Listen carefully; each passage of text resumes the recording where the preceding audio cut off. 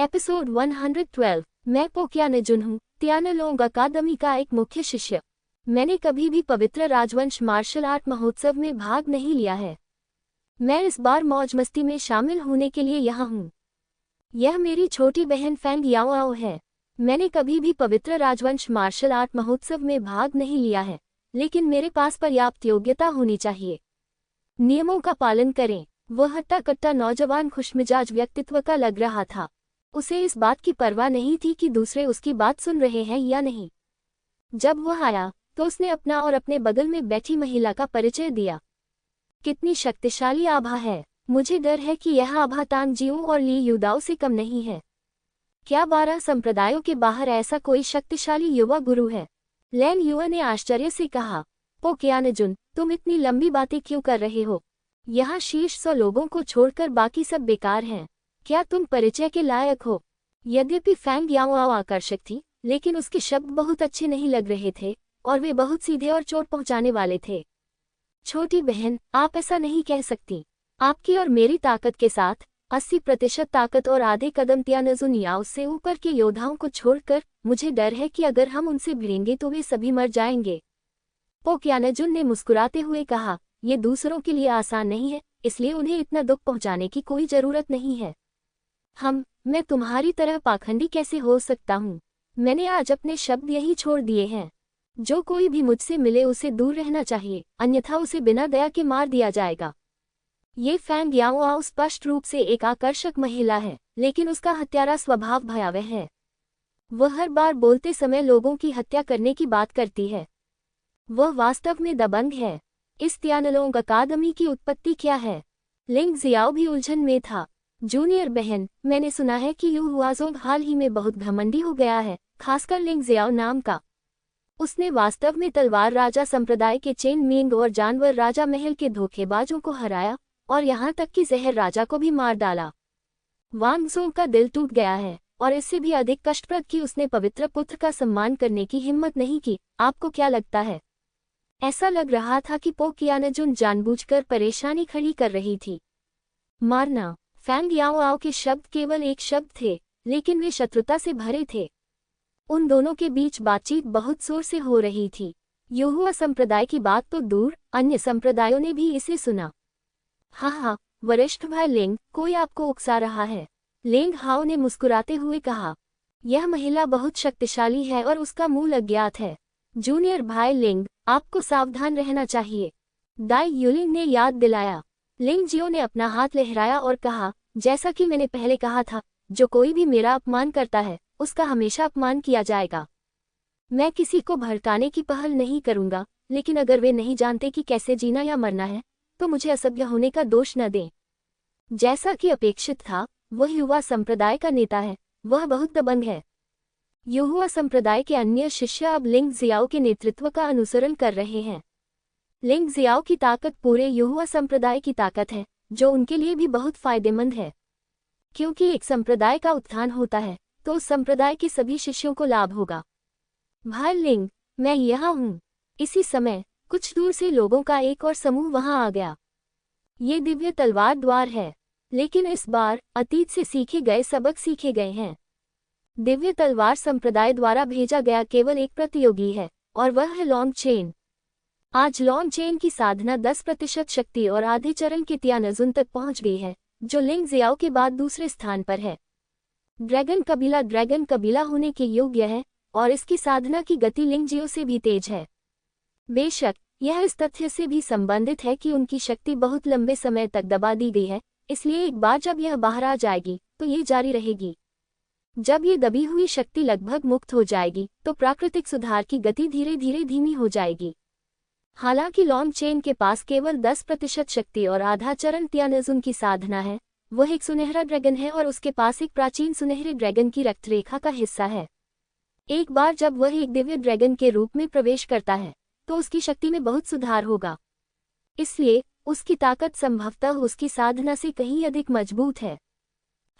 एक और यहाँ मरने के लिए आया है, ली योदाओ ने उपहास किया। तांग जिऊ मुस्कुरा रही थी लेकिन मुस्कुरा नहीं रही थी। फैंग याओआओ और पोक्यानजुन ने थोड़ी निर्दयता दिखाई। ऐसा लग रहा था कि लॉन्ग चेन भी उनका एक लक्ष्य बन गया था। हालांकि लॉन्ग चेन को उकसाना निश्चित रूप से एक अच्छा विकल्प नहीं है। शेनलोन का बचाव इतना शक्तिशाली है कि ये लोग इसकी कल्पना भी नहीं कर सकते। दिव्य तलवार संप्रदाय ने युहुआ संप्रदाय के पास शिविर स्थापित किया है और दोनों संप्रदायों के बीच संबंध बहुत करीबी है। थोड़ी देर बाद काले बवंडर ने अचानक ऊंची आवाज में चीख निकाली, जो किसी दिव्य ड्रैगन की दहाड़ जैसी लग रही थी। सिर ऊंचा रखो। चीख पुकार के बीच काले बवंडर के बीच में एक छेद खुल गया था और अंदर एक इमारत की परछाई धुंधली सी दिखाई दे रही थी। सच्ची राक्षसी निषिद्ध भूमि खोल दी गई है। सभी लोग सुनिए। प्रवेश करने के बाद आप अलग अलग स्थानों पर दिखाई दे सकते हैं, लेकिन घबराएं नहीं। यदि आपको लगता है कि आपका जीवन खतरे में है, तो वापस लौटने के लिए गुप्त स्क्रॉल का उपयोग करें। लापरवाह न बने और गड़बड़ न करें। जाने से पहले वू जियांग ने सभी को सावधानीपूर्वक याद दिलाया। हाँ, युहुआ संप्रदाय के सैकड़ों शिष्यों ने आदेश स्वीकार कर लिया। इसके अलावा प्रवेश के बाद के नियम युहुआ पैगोडा के समान ही हैं। आपको जितने अधिक अवसर मिलेंगे और आपको जितने अधिक लाभ मिलेंगे, आपके ग्रेड उतने ही बेहतर होंगे। आपके ग्रेड काले बवंडर के रूप में प्रदर्शित किए जाएंगे। बवंडर जितना बड़ा होगा, परिणाम उतने ही बेहतर होंगे। शीर्ष 150 खिलाड़ी 50 वरीयता प्राप्त खिलाड़ियों के साथ फाइनल में भाग लेंगे। वू जियान को फाइनल में भाग लेने की उम्मीद थी, लेकिन दुर्भाग्य से वह चांग युएली के कारण भाग लेने में असमर्थ था। हालांकि वह मूल रूप से नियमों को समझता था। जहां तक काले बवंडर के प्रकट होने का सवाल है, कोई भी इसे स्पष्ट नहीं कर सकता। एक सिद्धांत है कि यह बाहर के विशाल काले बवंडर से संबंधित है, लेकिन विशिष्ट संबंध को स्पष्ट नहीं किया जा सकता है। वैसे भी इसे संदर्भ के रूप में उपयोग करने में कोई बुराई नहीं है और यह बहुत सटीक है, इसलिए इसे जारी रखा गया है। और कुछ नहीं, मैं आपकी सुरक्षित यात्रा की कामना करता हूँ। वू जियान के पास कहने के लिए बहुत कुछ था, लेकिन ब्लैक टॉर्नेडो सिर्फ एक हफ्ते के लिए खुला था और जितना पीछे जाता गया उतना ही छोटा होता गया। स्वाभाविक रूप से जल्दी जाना फायदेमंद होगा। हाँ, मैं पहला कदम उठाऊंगा और आप लोग धीरे धीरे बात कर सकते हैं। पोक्यानजुन जोर से हंसा, आगे बढ़ा और काले बवंडर की ओर बढ़ा और एक पल में बिना किसी निशान के गायब हो गया। फैंग याओरो ने इधर उधर देखा, हल्का सा मुस्कुराए। उसकी मुस्कुराहट आकर्षक और जानलेवा दोनों थी और फिर उसने अपना फिगर बढ़ाया और अंदर घुस गई। जैसे ही वे चले गए, बाकी सभी लोग चिंतित हो गए।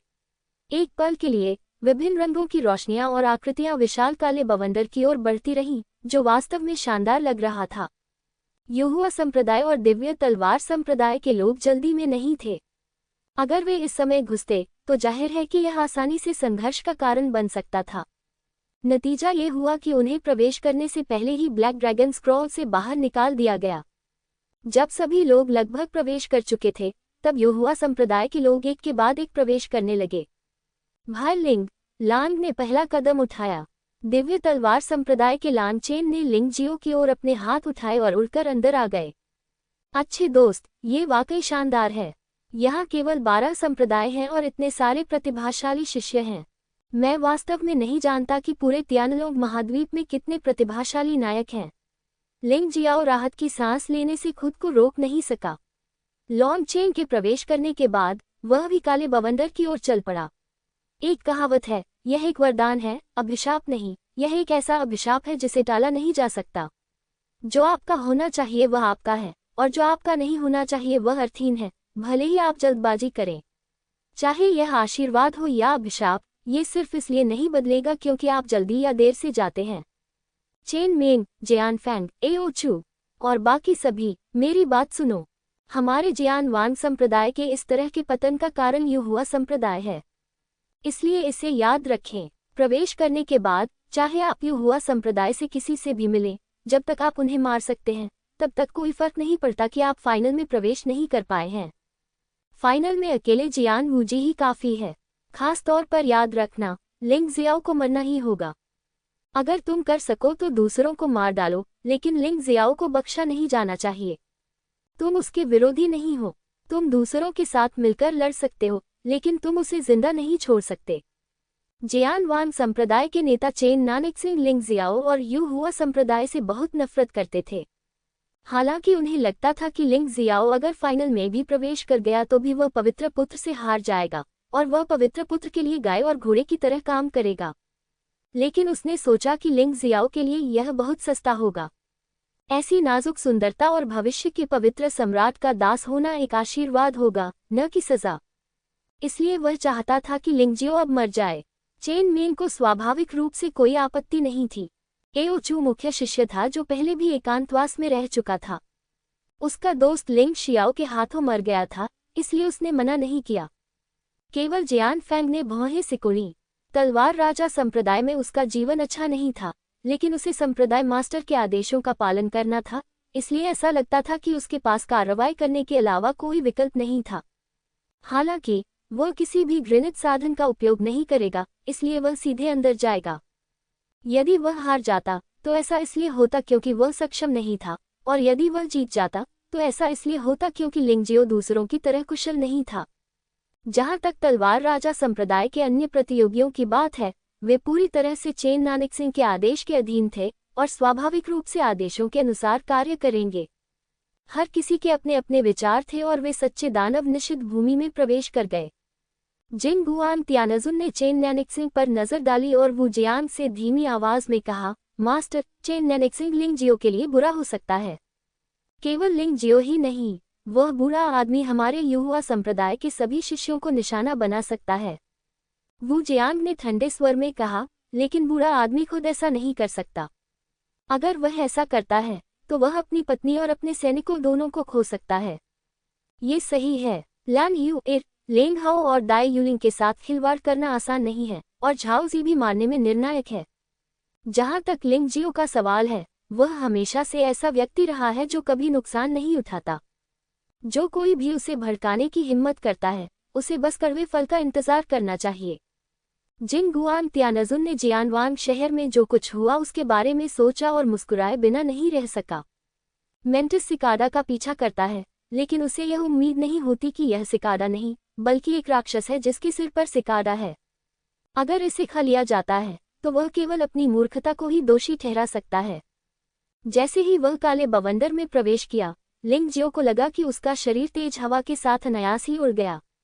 जब वह अपने शरीर को स्थिर करने में समर्थ हुआ तो उसने अचानक पाया कि उसके चारों ओर कोई नहीं था, केवल वह ही था। वह जिस जगह पर था वह रेगिस्तान था। रेगिस्तान में चिलचिलाती धूप चमक रही थी और उसे लगा कि उसका शरीर पिघलने वाला है। अजीब बात यह थी कि इस वातावरण में पौधे वास्तव में जीवित देखे जा सकते थे। हे भगवान, इतनी सारी सुनहरी पत्तियों वाली वुल्फटेल घासें! जब उन्होंने ध्यान से देखा तो उन्हें अचानक पता चला कि यहाँ सुनहरे पत्तों वाली वुल्फटेल घास के कुछ हिस्से हैं। ये वुल्फटेल घास के समान ही दिखता था, लेकिन इसकी पत्तियां सुनहरे पीले रंग की थीं, तथा पौधे बहुत बड़े थे और वे लगभग कहीं भी जीवित रह सकते थे। ये वास्तव में इस दृढ़ जीवन शक्ति के कारण ही था कि यह अमृत या आध्यात्मिक तरल पदार्थों को परिष्कृत करने के लिए बहुत उपयोगी था। वहाँ सैकड़ों पौधे हैं जो हजारों वर्ष पुराने हैं। लिंग जियाओ आह भरने से खुद को रोक नहीं सका। इनमें से एक चीज की कीमत 10,000 निम्न श्रेणी के आध्यात्मिक पत्थरों के बराबर थी। उसने उन्हें पहले उत्तरी हान राजवंश की राजधानी में खरीदा था।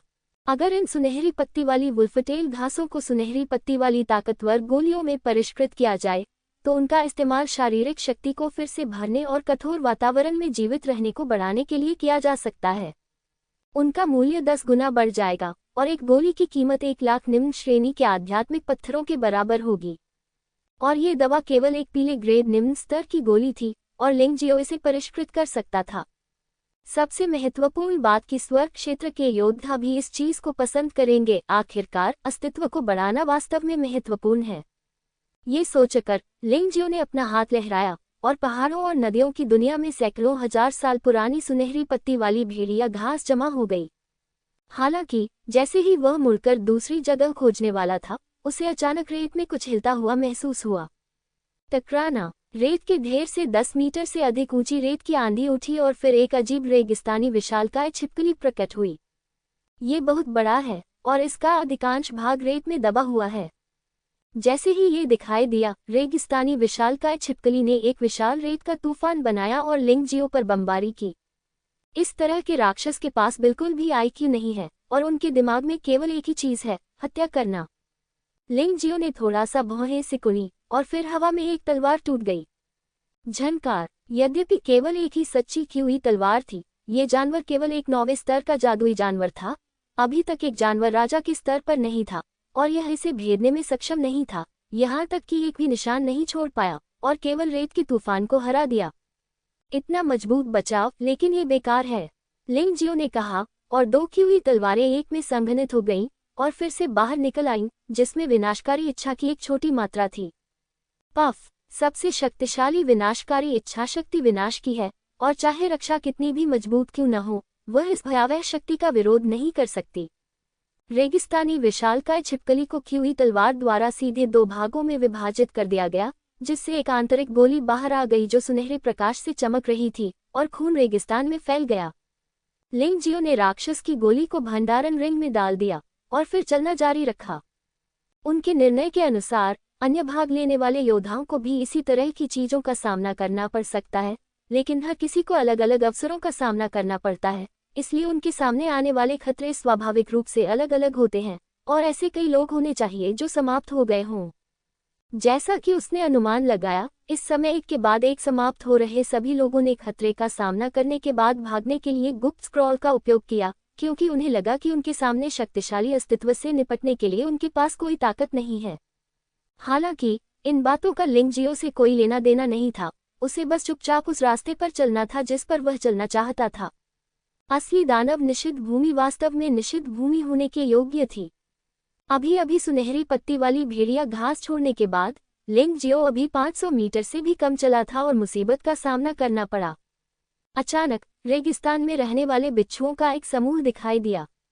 हालांकि ये बिच्छू बड़े नहीं थे, लेकिन उनकी संख्या बहुत भयानक थी। वे हजारों की संख्या में घनी तरह से भरे हुए थे और वे सभी ज्वार की तरह लिंग जियाओ की ओर दौड़े। 9 मेरिडियन की हुई तलवार सूर्योदय तलवार प्रकाश। लिंग जियो ने अपना हाथ उठाया और उसके सिर के ऊपर एक विशाल सूर्य की तरह तलवार की रोशनी का एक चक्र दिखाई दिया, और फिर अनगिनत तलवार की रोशनी घनीभूत होकर बारिश के तूफान की तरह जहरीले बिच्छुओं पर बरस पड़ी। जहां भी तलवार की रोशनी जाती, सभी जहरीले बिच्छू बिखर जाते और गंदगी फैल जाती, और जो बचे हुए थे वे भी बिना किसी निशान के भाग जाते। लगता है इन जहरीले बिच्छुओं में कुछ दिमाग है। इन्हें पता है कि सामने वाला अजेय है, इसलिए ये बच निकलते हैं। ट्रू डेमन फॉरबिडन लैंड में ट्रू डेमन साम्राज्य का शाही शहर और सैकड़ों मील का आसपास का इलाका शामिल है। क्योंकि यहाँ बहुत कम लोग आते हैं, इसलिए यह मूल रूप से हजारों साल पहले के दृश्य को संरक्षित करता है। यहाँ रहने वाले जानवर हालांकि प्रागैतिहासिक जानवरों जितने अच्छे नहीं हैं, लेकिन वे भी बेहद शक्तिशाली हैं। सौभाग्य से लिंग जियो मजबूत है, अन्यथा चाहे वह रेगिस्तानी विशालकाय छिपकली हो या रेगिस्तानी जहरीला बिच्छू, यह आसानी से उसकी जान ले सकता है। आप जानते हैं, रेगिस्तानी विशालकाय छिपकली अलौकिक क्षेत्र के 9वें स्तर का एक जानवर है, जो अलौकिक क्षेत्र के 9वें स्तर के योद्धा के बराबर है या उससे भी अधिक शक्तिशाली है। यद्यपि ये विषैले बिच्छू आकार में छोटे होते हैं, वे अद्वितीय क्षेत्र के 8वें स्तर के ही जानवर हैं, लेकिन समस्या की इनकी संख्या काफी है। साधारण अर्धचरणीय स्वर्गीय गुरु, जिनकी शक्ति उनकी शक्ति का 10% है, यदि उनका सामना उनसे होता है तो वे संभवतः मर जाएंगे। यदि वे भाग नहीं जाते हैं तो वे मर जाएंगे। लिंग जियो अब केवल यही उम्मीद करता है कि दाई यूलिंग और लेंग हाओ को एक ही खतरे का सामना नहीं करना पड़ेगा, अन्यथा ये थोड़ा मुश्किल होगा। जहां तक युहुआ संप्रदाय के अन्य शिष्यों की बात है, वू जियांग ने कहा है कि अगर वे उन्हें हरा नहीं सकते तो वे भाग जाएंगे। उनकी ताकत आम तौर पर कमजोर होती है और थोड़ा बहुत मिल जाना ही काफी होता है, इसलिए कड़ी लड़ाई की जरूरत नहीं होती। ऐसा अनुमान है कि इसमें कुछ ही लोग हताहत होंगे। जिन लोगों के मरने की संभावना वास्तव में अधिक है, उनमें संभवतः वे लोग शामिल हैं जिनमें न तो ताकत है और न ही कमजोरी। जब लिंग जियो इन चीजों के बारे में सोच रहा था, तो खतरा फिर से आ गया और उसे अपने जंगली विचारों को छोड़ना पड़ा और युद्ध में फिर से प्रवेश करना पड़ा। इस बार जिन जानवरों का सामना हुआ वे और भी अधिक शक्तिशाली थे, और वे अपनी 10% शक्ति के साथ जानवरों के राजा के स्तर तक पहुंच गए थे। इससे भी अधिक भयावह बात कि यह आदमी रेगिस्तानी इलाके का उपयोग करने में बहुत कुशल है, जिससे इसे बचाव करना कठिन हो जाता है। लिंग जियो ने अंततः इस आदमी को ट्रैक करने और मारने के लिए उड़ने वाली तलवार का इस्तेमाल किया। रास्ते में लिंग जियो को कम से कम 10 से अधिक प्रकार के भयंकर जानवरों का सामना करना पड़ा, जिनमें से प्रत्येक अत्यंत भयंकर था और अगर वह सावधान न रहे तो खाई में पलट सकता था। सबसे अधिक परेशानी वाली बात यह थी कि ये खूंखार जानवर इलाके का उपयोग करने में बहुत कुशल थे, जिससे उसे आह भरनी पड़ी। लेकिन इन लड़ाइयों के कारण विशेष इलाकों में उनका युद्ध अनुभव बहुत बढ़ गया, जो एक बड़ी उपलब्धि भी थी। अंततः लगभग आधे घंटे के बाद लिंग जियो रेगिस्तान से बाहर निकला और उसने सच्चे दानव साम्राज्य के पुराने शहर के खंडहरों को देखा। यद्यपि वहां खंडहर थे, फिर भी पुराने शहर की अधिकांश रूपरेखा अभी भी देखी जा सकती थी। वह अपनी गति बढ़ाकर पुराने शहर के समीप पहुंचा और पाया कि शहर की एक दीवार पर बहुत सारे हथियार रखे हुए थे। इनमें से अधिकांश हथियार खराब हो चुके थे, लेकिन उनमें से एक तलवार थी जो अत्यंत आकर्षक थी। यह एक बर्फीली आभा वाली तलवार थी और इसकी गुणवत्ता का अनुमान परिस्तर के खजाने या यहाँ तक कि दिव्य स्तर के खजाने के स्तर का लगाया गया था। चाहे वह किसी भी स्तर की तलवार हो, वह स्वाभाविक रूप से लिंग जियाओ के लिए सबसे उपयुक्त हथियार था, जो तलवारों को पसंद करने वाला योद्धा था। ये सोचकर लिंग जियाओ ने आवेगपूर्ण ढंग से काम नहीं किया। उसने माउंटेन और रिवर मार्शल सोल को सक्रिय किया और दीवार की स्थिति का सावधानीपूर्वक विश्लेषण किया। तभी उसे खुशी हुई कि उसने आवेगपूर्ण ढंग से काम नहीं किया। पता चला कि यह तलवार अमर क्यों हो सकती है। इसका कारण यह था कि इसमें एक विशेष कौशल था जो बर्फ और बर्फ अवरोध डाल सकता था, जिससे पूरी दीवार बेहद ठंडी हो जाती थी। अन्य हथियार इस ठंड का सामना नहीं कर सकते थे और मूल रूप से टूट जाते थे। अब तक इसे केवल स्थिर रखा गया है। 12 स्वर्ण कमल रहस्य में बर्फ आकाश घटना है और लिंग जियो इसे आगे समझने जा रहा है। पहले मैंने सोचा था कि आइस ड्रैगन तलवार की विशेषताएं स्नो स्काई फिनोमेनन के अनुरूप थी, लेकिन अब ऐसा लगता है कि यह स्नो फेदर तलवार अधिक उपयुक्त लगती है। स्नो फेदर स्वॉर्ड अमर ग्रेट ट्रेजर लेवल की तलवार है। लिंग जियो अब इसका इस्तेमाल कर सकता है, लेकिन वह इसके प्रवर्धन प्रभाव को पूरी तरह से लागू नहीं कर सकता। हालांकि वह स्वर्गीय मानव क्षेत्र से बहुत दूर नहीं है। एक बार जब यह चीज स्वर्गीय मानव क्षेत्र में पहुंच जाती है, तो यह अपनी शक्ति को पूरी तरह से लागू कर सकती है। कम से कम स्वर्गीय मानव क्षेत्र के नीचे ये निस्संदेह सबसे उपयुक्त हथियार है। हालांकि यदि आप इस तलवार को प्राप्त करना चाहते हैं, तो आपको पहले बर्फ और बर्फ की बाधा को तोड़ना होगा, अन्यथा जब आप गुजरेंगे तो आप बर्फ की मूर्ति में जम जाएंगे। उस समय आप चीजें प्राप्त नहीं कर पाएंगे और आप अपनी जान भी गंवा देंगे। बाधा को तोड़ना लिंग जियो के लिए कोई मुश्किल काम नहीं है, लेकिन इसके लिए उसे हजारों निम्न श्रेणी की स्पिरिट स्टोन और कुछ विशेष सामग्रियों की भी कीमत चुकानी पड़ी। जब वह तलवार उठाने ही वाला था, तो एक आकृति अचानक उसके आगे आ गई। हा हा हा, ये चीज हमारी है। आवाज ने बेतहाशा हंसते हुए बर्फ के पंख वाली तलवार को दीवार से बाहर खींच लिया। उस पल बर्फ के टुकड़े वास्तव में आसमान में तैरने लगे और भयानक ठंडी हवा ने तुरंत आसपास की घास और दीवारों को पूरी तरह से जमा दिया। हालांकि ये योद्धा स्पष्ट रूप से पहले से तैयार था। हालांकि वह पूरी तरह से कांप रहा था, फिर भी उसने स्नो फेदर तलवार को अपने स्टोरेज रिंग में रख लिया। लिंग जियाओ के पास इसे वापस लेने का मौका था, लेकिन यह आदमी अकेला नहीं था। उसके 3 अन्य साथी थे, जो सभी आधे चरण के दिव्य गुरु थे, जिनके पास उनकी शक्ति का 20% था। साधना के मामले में वे लगभग उसके जैसे ही थे। हे बच्चे, मैं तुम्हें मारने वाला था, लेकिन चूंकि तुमने हमारे लिए इतना कुछ किया है, इसलिए मैं तुम्हारी जान बख्श दूंगा। यह एक परी खजाने के स्तर की तलवार निकली। मुझे इसकी उम्मीद नहीं थी। जिस आदमी को तलवार मिली वह बहुत उत्साहित लग रहा था और उसने लिंग जियो को बिल्कुल भी गंभीरता से नहीं लिया। हालांकि यह आदमी स्पष्ट रूप से कुछ समय के लिए हिमपंख तलवार को नियंत्रित नहीं कर सकता था, लेकिन इसे संप्रदाय में वापस ले जाने के बाद उसके बुजुर्ग स्वाभाविक रूप से उसकी मदद करेंगे। यह अच्छी बात है, लेकिन अफसोस की बात है कि आप इसके लायक नहीं हैं। लिंग जियो इस समय भी स्नो फेदर तलवार में भयानक बर्फ और बर्फ की सांस महसूस कर सकता था। ये ठंडी सांस, जब तक इसे थोड़ी सी सच्ची ऊर्जा द्वारा निर्देशित किया जाता है, तब तक ये फट जाएगी और दुश्मन पर हमला करने के लिए मालिक के साथ सहयोग करेगी। एक जादुई हथियार के जादुई हथियार होने का कारण कि उसमें एक निश्चित शक्ति और विशेष क्षमता होती है। जब तक वे योद्धा हैं, वे इन चीजों का उपयोग शक्तिशाली शक्ति या विशेष युद्ध प्रभाव डालने के लिए कर सकते हैं। जब तक स्नो फेदर स्वॉर्ड सक्रिय है, ये स्नो स्काई फिनोमेनन के साथ पूरी तरह से सहयोग कर सकता है और स्नो स्काई फिनोमेनन की शक्ति को दोगुना कर सकता है। लिंग जियाओ के लिए यह चीज बहुत जरूरी है। वह दूसरे पक्ष को इसे ऐसे ही कैसे छीनने दे सकता है? बच्चे, तुमने अभी क्या कहा? 4 लोगों के नेता ने ठंडे स्वर में पूछा। मैंने कहा था कि तुम उस तलवार के हकदार नहीं हो। अगर तुम उसे मुझे वापस कर दोगे, तो मैं तुम्हें जीवित छोड़ सकता हूँ। अन्यथा मैं तुम्हें बिना किसी दया के मार डालूंगा। लिंग जियो दूसरे पक्ष को एक मौका देने को तैयार है। यह इस बात पर निर्भर करता है कि दूसरा पक्ष इसे जब्त करने के लिए तैयार है या नहीं। हा, ये बच्चा पागल है, उसने सचमुच हमारी जान बख्शने की बात कही थी।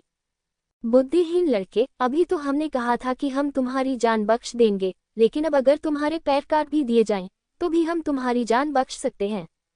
ये सही है, उस बदबूदार लड़के ने वास्तव में हमें धमकी देने की हिम्मत की। क्या आप जानते हैं कि मृत्यु शब्द कैसे लिखा जाता है? जल्दी करो, अगर तुम और देर करोगे तो हम शुरू कर देंगे। चारों लोगों ने लिंग जियो को मजाक में देखा। उनके चेहरे उपहास और अवमानना से भरे हुए थे, मानो लिंग जियो उनकी नज़र में पहले से ही एक मरा हुआ आदमी था। लिंग जियाओ की आंखें उदासीन थीं। कुछ लोगों को हमेशा मरने के लिए क्यों आना पड़ता है? मैं लोगों को मारना नहीं चाहता, लेकिन कुछ लोग जीने से थक गए हैं। उसने धीरे से फू यू तलवार निकाली और फिर चारों लोगों को उदासीनता से देखा और लापरवाही से कहा, मैं तुम्हें एक आखिरी मौका देता हूँ, तलवार छोड़ दो और तुरंत बाहर निकल जाओ, अन्यथा यही रहो और कभी बाहर मत जाओ। लिंग जियो की जानलेवा आभा ली युदाओ से अधिक भयानक और तांग जियो से अधिक दुष्ट है, क्योंकि उसके पास हत्यारे के पूर्वज तलवार दानव ये गुशान की मार्शल आत्मा थी। जानलेवा आभा हवा में भर गई और लिंग जियो अब दूसरे पक्ष को मौका नहीं देने वाला था, क्योंकि दूसरे पक्ष ने उसके द्वारा दिए गए अवसर को संजोया नहीं था। उसे मार डालो। चारों व्यक्तियों ने न तो अपनी तलवारें छोड़ी, नहीं वे वहां से चले गए, बल्कि वे हत्या करने पर अड़े रहे। लिंग जियो के सबसे करीबी व्यक्ति ने अगुवाई की और हथियारों का इस्तेमाल नहीं किया, क्योंकि शायद उसे लगा कि लिंग जियो उसके लिए हथियार इस्तेमाल करने के लायक नहीं था। इस आदमी ने सीधे लात मारी और वह लात तुरंत एक दूधिया सफेद पैर की हवा में बदल गई, जो एक बवंडर की तरह लिंग जियो की ओर बढ़ रही थी।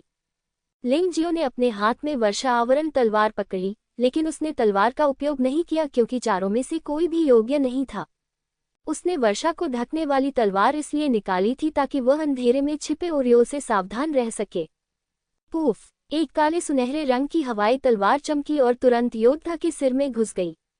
विस्मयादिबोधक चिन्ह! काले सुनहरे रंग की लपटें जलने लगी और आदमी का सिर तुरंत राख में बदल गया। लिंग जियो को इतना कठोर होते देख शेष 3 लोग एक पल के लिए स्पष्ट रूप से स्तब्ध रह गए। अपना सामान छोड़ो और बाहर निकलो, लिंग जियाओ ने ठंडे स्वर में कहा। इस बच्चे से मत डरो, हम तीनों मिलकर उससे निपटेंगे। मुझे नहीं लगता कि हम उसे मार सकते हैं। ये स्पष्ट था कि लोग पैसे के लिए मरते थे और पक्षी भोजन के लिए मरते थे। इन तीनों लोगों ने स्नो फेदर स्वॉर्ड की खातिर अपना दिमाग पूरी तरह से खो दिया था। लिंग जियो को अब कोई दया नहीं थी। चूंकि दूसरा पक्ष मौत की तलाश में था, इसलिए वह इन 3 लोगों को जाने नहीं दे सकता था और उन्हें जुएल तलवार के साथ जाने दे सकता था। वह अभी भी अपने दाहिने हाथ में वर्षा आवरण तलवार पकड़े हुए है तथा हमेशा गुप्त हमलों से सावधान रहता है। उसने अपना बायां हाथ उठाया और एक तीखी काली हवा में तलवार बना ली। ये 9 हवाई तलवारों के एक में मिल जाने का प्रभाव है। बिना किसी चाल के भी सिर्फ एक साधारण वार से प्रतिद्वंद्वी के लिए बचाव करना मुश्किल हो सकता है। जैसे ही तलवार बाहर निकली, ऊपर उड़ता हुआ योद्धा चीख उठा। उसका पूरा शरीर जलने लगा और तीखी चीख के बीच ही उसके प्राण निकल गए। जब बाकी 2 लोगों ने ये स्थिति देखी तो वे चिल्लाने लगे कि कुछ गड़बड़ है और हमला जारी रखने की हिम्मत नहीं जुटा पाए। वे पीछे मुड़े और भाग गए। अगर तुमने तलवार छोड़ दी होती तो शायद तुम अपनी जान बचा सकते थे, लेकिन अगर तुम जुएल तलवार को छीनने की कोशिश करोगे तो तुम सीधे मौत को बुलावा दे रहे हो। नरक ड्रैगन तलवार! लिंग जियाओ ने गुस्से से दहाड़ लगाए और उसके हाथ में काले सोने की खिली तलवार हवा में उड़ गई। यह एक तलवार और 2 चील निकला। जो 2 लोग बच गए, उन्हें एक ही समय में काले सोने की खिली तलवार ने छेद दिया। एक पल के बाद वे पूरी तरह से मर गए और उनके हाथों में जो भंडारण अंगूठियां थीं, वे सभी बिना किसी अपवाद के लिंग जियो के हाथों में आ गईं। लेकिन शायद इसलिए क्योंकि वे जानते थे कि वास्तविक जादू निषिद्ध क्षेत्र खतरनाक था, इन लोगों के भंडारण के छलने में केवल शारीरिक शक्ति, सच्ची ऊर्जा और उपचार के लिए कुछ अमृत थे और कुछ भी मूल्यवान नहीं था। सौभाग्य से एक साधारण भंडारण अंगूठी 10,000 निम्न श्रेणी के आध्यात्मिक पत्थरों के बराबर हो सकती है, इसलिए इसे पैसे के लिए बेचना अच्छा होगा। बेशक सबसे महत्वपूर्ण बात की स्नो फेदर तलवार उसके हाथों में वापस आ गई है, जो वास्तव में संतोषजनक है। मूल रूप से उसने इस चीज को पाने के लिए बर्फ और बर्फ की बाधा को तोड़ने के लिए कड़ी मेहनत की थी, लेकिन कोई वास्तव में इसे मुफ्त में प्राप्त करना चाहता था। वह इस बात के लिए कैसे सहमत हो सकता था? क्या बेवकूफ़ों का झुंड है। अगर तुम ज़ुएयू तलवार को अपने पास रखो तो तुम अपनी जान बचा सकते हो। सिर्फ 20% ताकत वाला आधा कदम वाला तियानजुन मेरे सामने कुछ भी नहीं है। बोलने के बाद लिंगजियो ने अचानक अपने हाथ में बारिश को ढकने वाली तलवार को एक दीवार की ओर इशारा किया और ठंडे स्वर में कहा, दोस्त, तुम बहुत देर से वहां देख रहे हो, क्या तुम बाहर आकर मुझसे मिलने के लिए तैयार नहीं हो? हाँ, मुझे उम्मीद नहीं थी कि आपके अवलोकन कौशल इतने सूक्ष्म होंगे।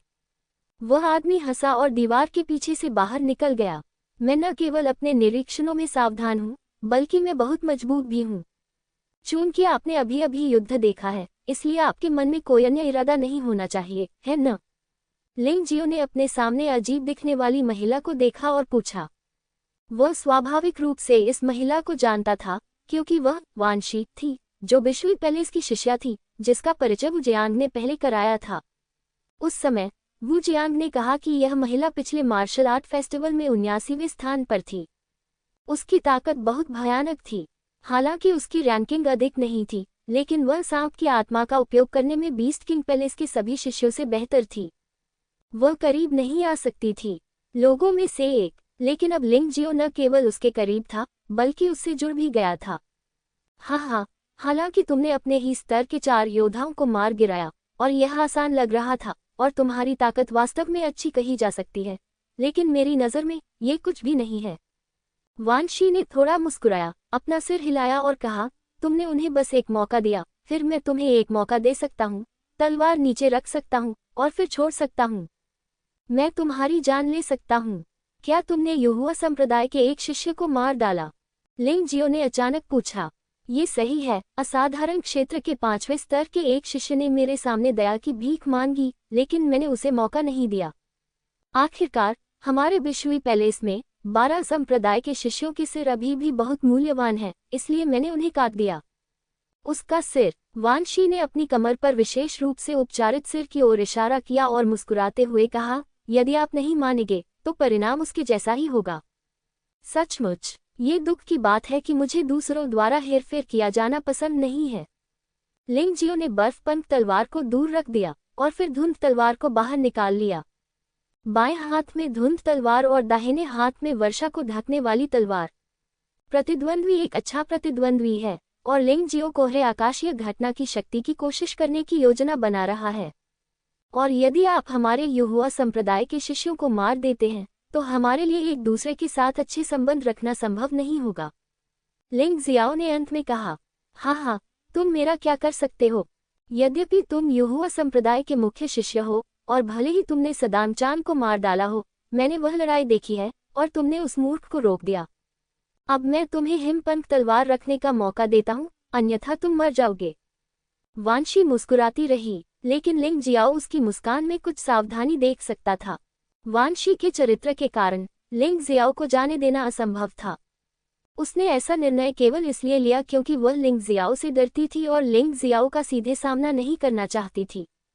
अगर मैं तुम्हें मारना चाहता हूँ तो मैं ज़्यादा समय बर्बाद नहीं करूँगा, इसलिए बकवास करने की कोई ज़रूरत नहीं है।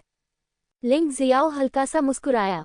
ठीक है, मैंने अभी अभी युहुआज़ों के एक सदस्य को मार दिया है, और मैंने आपके संप्रदाय के किसी व्यक्ति को इतनी जल्दी मारने की योजना नहीं बनाई थी, लेकिन चूंकि आप मरना चाहते हैं, इसलिए मैं आपकी मदद कर सकता हूँ। बस इतना ही कि तुमने शायद सुना होगा कि मैं कितना डरावना हूँ। मैं तुम्हें सीधे मरने नहीं दूंगा। मैं अपने कीमती सांपों को तुम्हारे मांस को इंच इंच काटता रहूंगा जब तक कि तुम सफ़ेद हड्डियों में तब्दील न हो जाओ। तुम निश्चित रूप से इससे निराश होगे और खुश हो जाओगे। वानशी के शब्द बहुत ही भयानक और डरावने हैं, और उसके पीछे एक 3 सिर वाले राक्षस की छाया भी दिखाई दी। मैंने सुना है कि बिशुई तीर्थस्थल समुद्री कबीले से संबंधित है। ऐसा लगता है कि यह निराधार नहीं है। लिंगजियाओ ने मन ही मन सोचा। 3 सिर वाला राक्षस एक विशालकाय जानवर है जो समुद्र के तल पर रहता है। ऐसा कहा जाता है कि यह राक्षस 3 सिर के साथ पैदा होता है, और जितना अधिक यह अभ्यास करेगा उतना ही मजबूत होगा। जनजाति में सबसे शक्तिशाली वास्तव में 9 सिर वाला राक्षस है, जो 9 सिर वाला राक्षस है। जब वह इस समस्या के बारे में सोच रहा था, वानशे ने पहले ही हमला करने के लिए अपनी असली ऊर्जा जुटा ली थी। वह उछल पड़ी और अपनी हथेलियां बाहर निकाल ली। राजसी सच्ची ऊर्जा चक्की के पत्थर जितनी बड़ी हथेली के निशान में संघनित हो गई, जिसने आसपास की दीवारों को टुकड़े टुकड़े कर दिया। इस तरह की भयानक आक्रमण शक्ति चेन मेंग, डिसेप्टिकॉन और इस तरह के अन्य की तुलना में बहुत अधिक शक्तिशाली है। पिछले मार्शल आर्ट महोत्सव के शीर्ष 100 में प्रवेश पाने के कारण ये 10,000 सांप इसके हकदार हैं। मरना। लिंग जियो ने बस इसे उदासीनता से देखा और उसके हाथ में कोहरे की तलवार थोड़ा कांपने लगी और घने कोहरे ने तुरंत पूरे स्थान को भर दिया। तभी धुंध में एक मानव आकार की तलवार की आभा उभरी। अजीब बात है, मेरी गर्दन ठंडी क्यों लग रही है? मेरे कपड़ों को मेरी गर्दन की रक्षा करनी चाहिए। वान शे, जो हवा में था, अचानक अपनी गर्दन पर ठंड महसूस करने लगा। जब उसने पीछे देखा तो उसे वास्तव में अपनी गर्दन से खून बहता हुआ दिखाई दिया। फिर कोहरा तेजी से छंट गया और वानशी ये देखकर भयभीत हो गया कि उसका सिर उसके धड़ से अलग हो गया था। लिंग जियाओ पहले ही उसके शरीर के पास चला गया था और उसकी भंडारण अंगूठी उठा ली थी। इस बेतुकी और डरावनी भावना ने उसे लगभग पागल बना दिया। एक क्षण में ही उसकी जान चली गई। वानशी तो पूरी तरह से बेहोश हो गया था और उसे पता ही नहीं चला कि उसकी मौत कैसे हुई। वह तलवार बहुत तेज थी। ये कदम बहुत अजीब था। यदि ईश्वर ने उसे चुनने का एक और मौका दिया तो उसने कसम खाई वह इस दुष्ट सितारे को फिर कभी नहीं उकसाएगी। लिंग जियाओ को नहीं पता था कि मरने से पहले वानशे क्या सोच रही थी। उसने वानशे की स्टोरेज रिंग ली और दूर चला गया। भंडारण रिंग में अभी भी कुछ भी मूल्यवान वस्तु नहीं थी, केवल कुछ साधारण अमृत थे। ऐसा लगता है कि कई संप्रदाय तैयार हैं। वे मर भी जाएंगे तो हत्यारे के लिए कुछ भी कीमती नहीं छोड़ेंगे। लेकिन लिंग जियाओ को इसकी परवाह नहीं है। वह लूटने के लिए नहीं बल्कि इसलिए हत्या करता है क्योंकि उसे हत्या करनी होती है। ...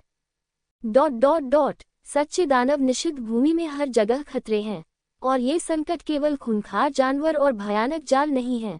वास्तव में इनमें से अधिकतर टिप्पणियां स्वयं प्रतियोगियों की ओर से आती हैं। लिंग जियाओ मारता है क्योंकि उसे मारना है, लेकिन कुछ लोग बिना किसी कारण के हत्या कर देते हैं। विशाल सच्चे दानव साम्राज्य के खंडहरों में हत्या की आभा फैलती है। एक के बाद एक चीखें गूंजने लगी। ऐसा लग रहा था कि आकाश को झकझोर देने वाली रक्तिम ऊर्जा बादलों के किनारे पर थी। पागल ली युदाओ, वह पागल आदमी सचमुच एक हत्यारा राक्षस है। जल्दी भागो, तुम अभी तक वहां क्यों खड़े हो? अगर तुम उस पागल से मिलोगे तो जरूर मर जाओगे। हाँ, भागो भागो। लेकिन हमें ली युदाओ से कोई शिकायत नहीं है। वह लोगों को क्यों मारना चाहता है? बकवास। वह आदमी सिर्फ मजे के लिए लोगों को मारना पसंद करता है। ज्यादा मत सोचो, करीब से देखो। लगातार चीखें सुनकर 1 दर्जन से अधिक योद्धा चीखते हुए दूर भाग गए। ली युदाओ को देखने से पहले ही उन्हें लगा कि उनके शरीर का हर रोम कांप रहा है। वे हताश होकर भागे, भले ही इसके लिए उन्हें अपनी पूरी ताकत लगानी पड़ी। कुछ लोग तो मार्शल आर्ट का भी प्रयोग करते हैं जिससे आत्मक्षति हो सकती है। इसका उद्देश्य किसी खजाने को हड़पना या दूसरों से लड़ना नहीं था, बल्कि सिर्फ बच निकलना था। हे, क्या मैं इतना डरावना हूँ? हालांकि बच निकलना अंततः व्यर्थ है। ली युदाओ उनके पीछे प्रकट हुआ और बिना कोई हरकत किए ही उसके पीछे एक जार की छाया प्रकट हो गई। ऐसा कहा जाता है कि सभी जहरीले कीड़े ऐसे जार में बने होते हैं, इसलिए इस तरह के जार को गू नेस्ट के नाम से भी जाना जाता है। गू नेस्ट मार्शल स्पिरिट का उपयोग दुश्मन को मारने के लिए जहरीले कीड़ों को नियंत्रित करने के लिए किया जा सकता है। गू किंग संप्रदाय के शिष्यों के पास बहुत उन्नत मार्शल आर्ट नहीं हो सकता है, लेकिन वे जहरीले जहर के उपयोग में बिल्कुल भयानक हैं। ली युदाओ ने बस एक शब्द कहा और जो दर्जन भर लोग बच गए थे वे अचानक पीले पड़ गए और फिर एक एक करके आसमान से गिर पड़े। जब वे जमीन पर गिरे तो उनके शरीर अभी भी कांप रहे थे और जो चीज उनके शरीर से बाहर निकली वह वास्तव में 1 इंच से भी कम लंबा एक सेंटीपीड था। वुडाओ गू मास्टर ली युदाओ। ये शीर्षक वास्तव में गलत नहीं है। ये व्यक्ति न केवल भयानक है बल्कि क्रूर और अधर्मी भी है। जाहिर है कि इसमें कोई नफरत नहीं है और यह किसी चीज को लूटने के लिए भी नहीं है। सिर्फ इसलिए कि यह मजेदार है, उसने बिना किसी कारण के 1 दर्जन से अधिक योद्धाओं को मार डाला। जिसकी बात करें तो ये भी इन लोगों के दृढ़ संकल्प का दोष है। यदि उन्होंने तुरंत ही रिटर्न स्क्रॉल का उपयोग करके सच्चे दानव निषिद्ध भूमि को छोड़ दिया होता तो वे अपनी जान बचाने में सक्षम हो सकते थे। ये दुख की बात है कि वे हार मानने को तैयार नहीं थे और अंततः उनकी दुखद मृत्यु हो गई। उसी समय एक अलग स्थान पर, यह एक गुप्त कमरा है। गुप्त कमरे में एक बक्सा है। शायद अपनी उम्र की वजह से बक्सा क्षतिग्रस्त हो गया है, जिससे समुद्र का हृदय दिखाई देता है जो अंदर खूबसूरती से चमक रहा है। 10 से अधिक टुकड़े हैं। यदि यह चीज किसी हथियार या जादुई हथियार में एम्बेडेड है तो यह एक जादुई चक्र की भूमिका भी निभा सकती है। तानजियू, तुम क्या कर रहे हो? तानजियू, जो मूल रूप से बात कर रहा था और हंस रहा था, ने अचानक हमला किया और उसके पास मौजूद 2 योद्धाओं की मौके पर ही दुखद मौत हो गई। तानजियू मुस्कुराया और कहा, तुम लोगों, क्या तुमने नहीं सुना कि मैं किस तरह का व्यक्ति हूँ? तानजियू, मैं आज अच्छे मूड में हूँ, तुम बाहर जा सकते हो, ये हॉट ऑफ द ओशन रत्न मेरा है। तान संप्रदाय के मुख्य शिष्य के रूप में तानजियू युदाओ की तरह अंधाधुंध नहीं है, लेकिन वह लाभ के लिए हत्या भी कर सकता है। उसके लिए महासागर का हृदय एक बहुत ही दुर्लभ चीज है। हालांकि बक्से में महासागर का हृदय केवल कीमती खजानों पर ही जड़ा हुआ लगता है, फिर भी यह उसके लिए उपयोगी है। इससे पहले कि उसे स्वर्गीय मानव क्षेत्र में पदोन्नत किया जाए, वह इसका उपयोग कर सकता है। गुप्त कमरे में मौजूद सभी लोग पीले पड़ गए थे। वे रास्ते में तानजियू के साथ बातें करते और हंसते रहे और उन्हें लगा कि तानजियू उतनी क्रूर और खूनी नहीं थी जितनी अफवाह थी। हालांकि ऐसा इसलिए हुआ क्योंकि उन्हें अच्छी चीजें नहीं मिली। एक बार खजाना सामने आ गया तो तानजियू का स्वभाव पूरी तरह से उजागर हो गया। हालांकि वे बहुत क्रोधित थे, लेकिन उस समय उनके पास केवल एक ही विकल्प था, वह था भाग जाना।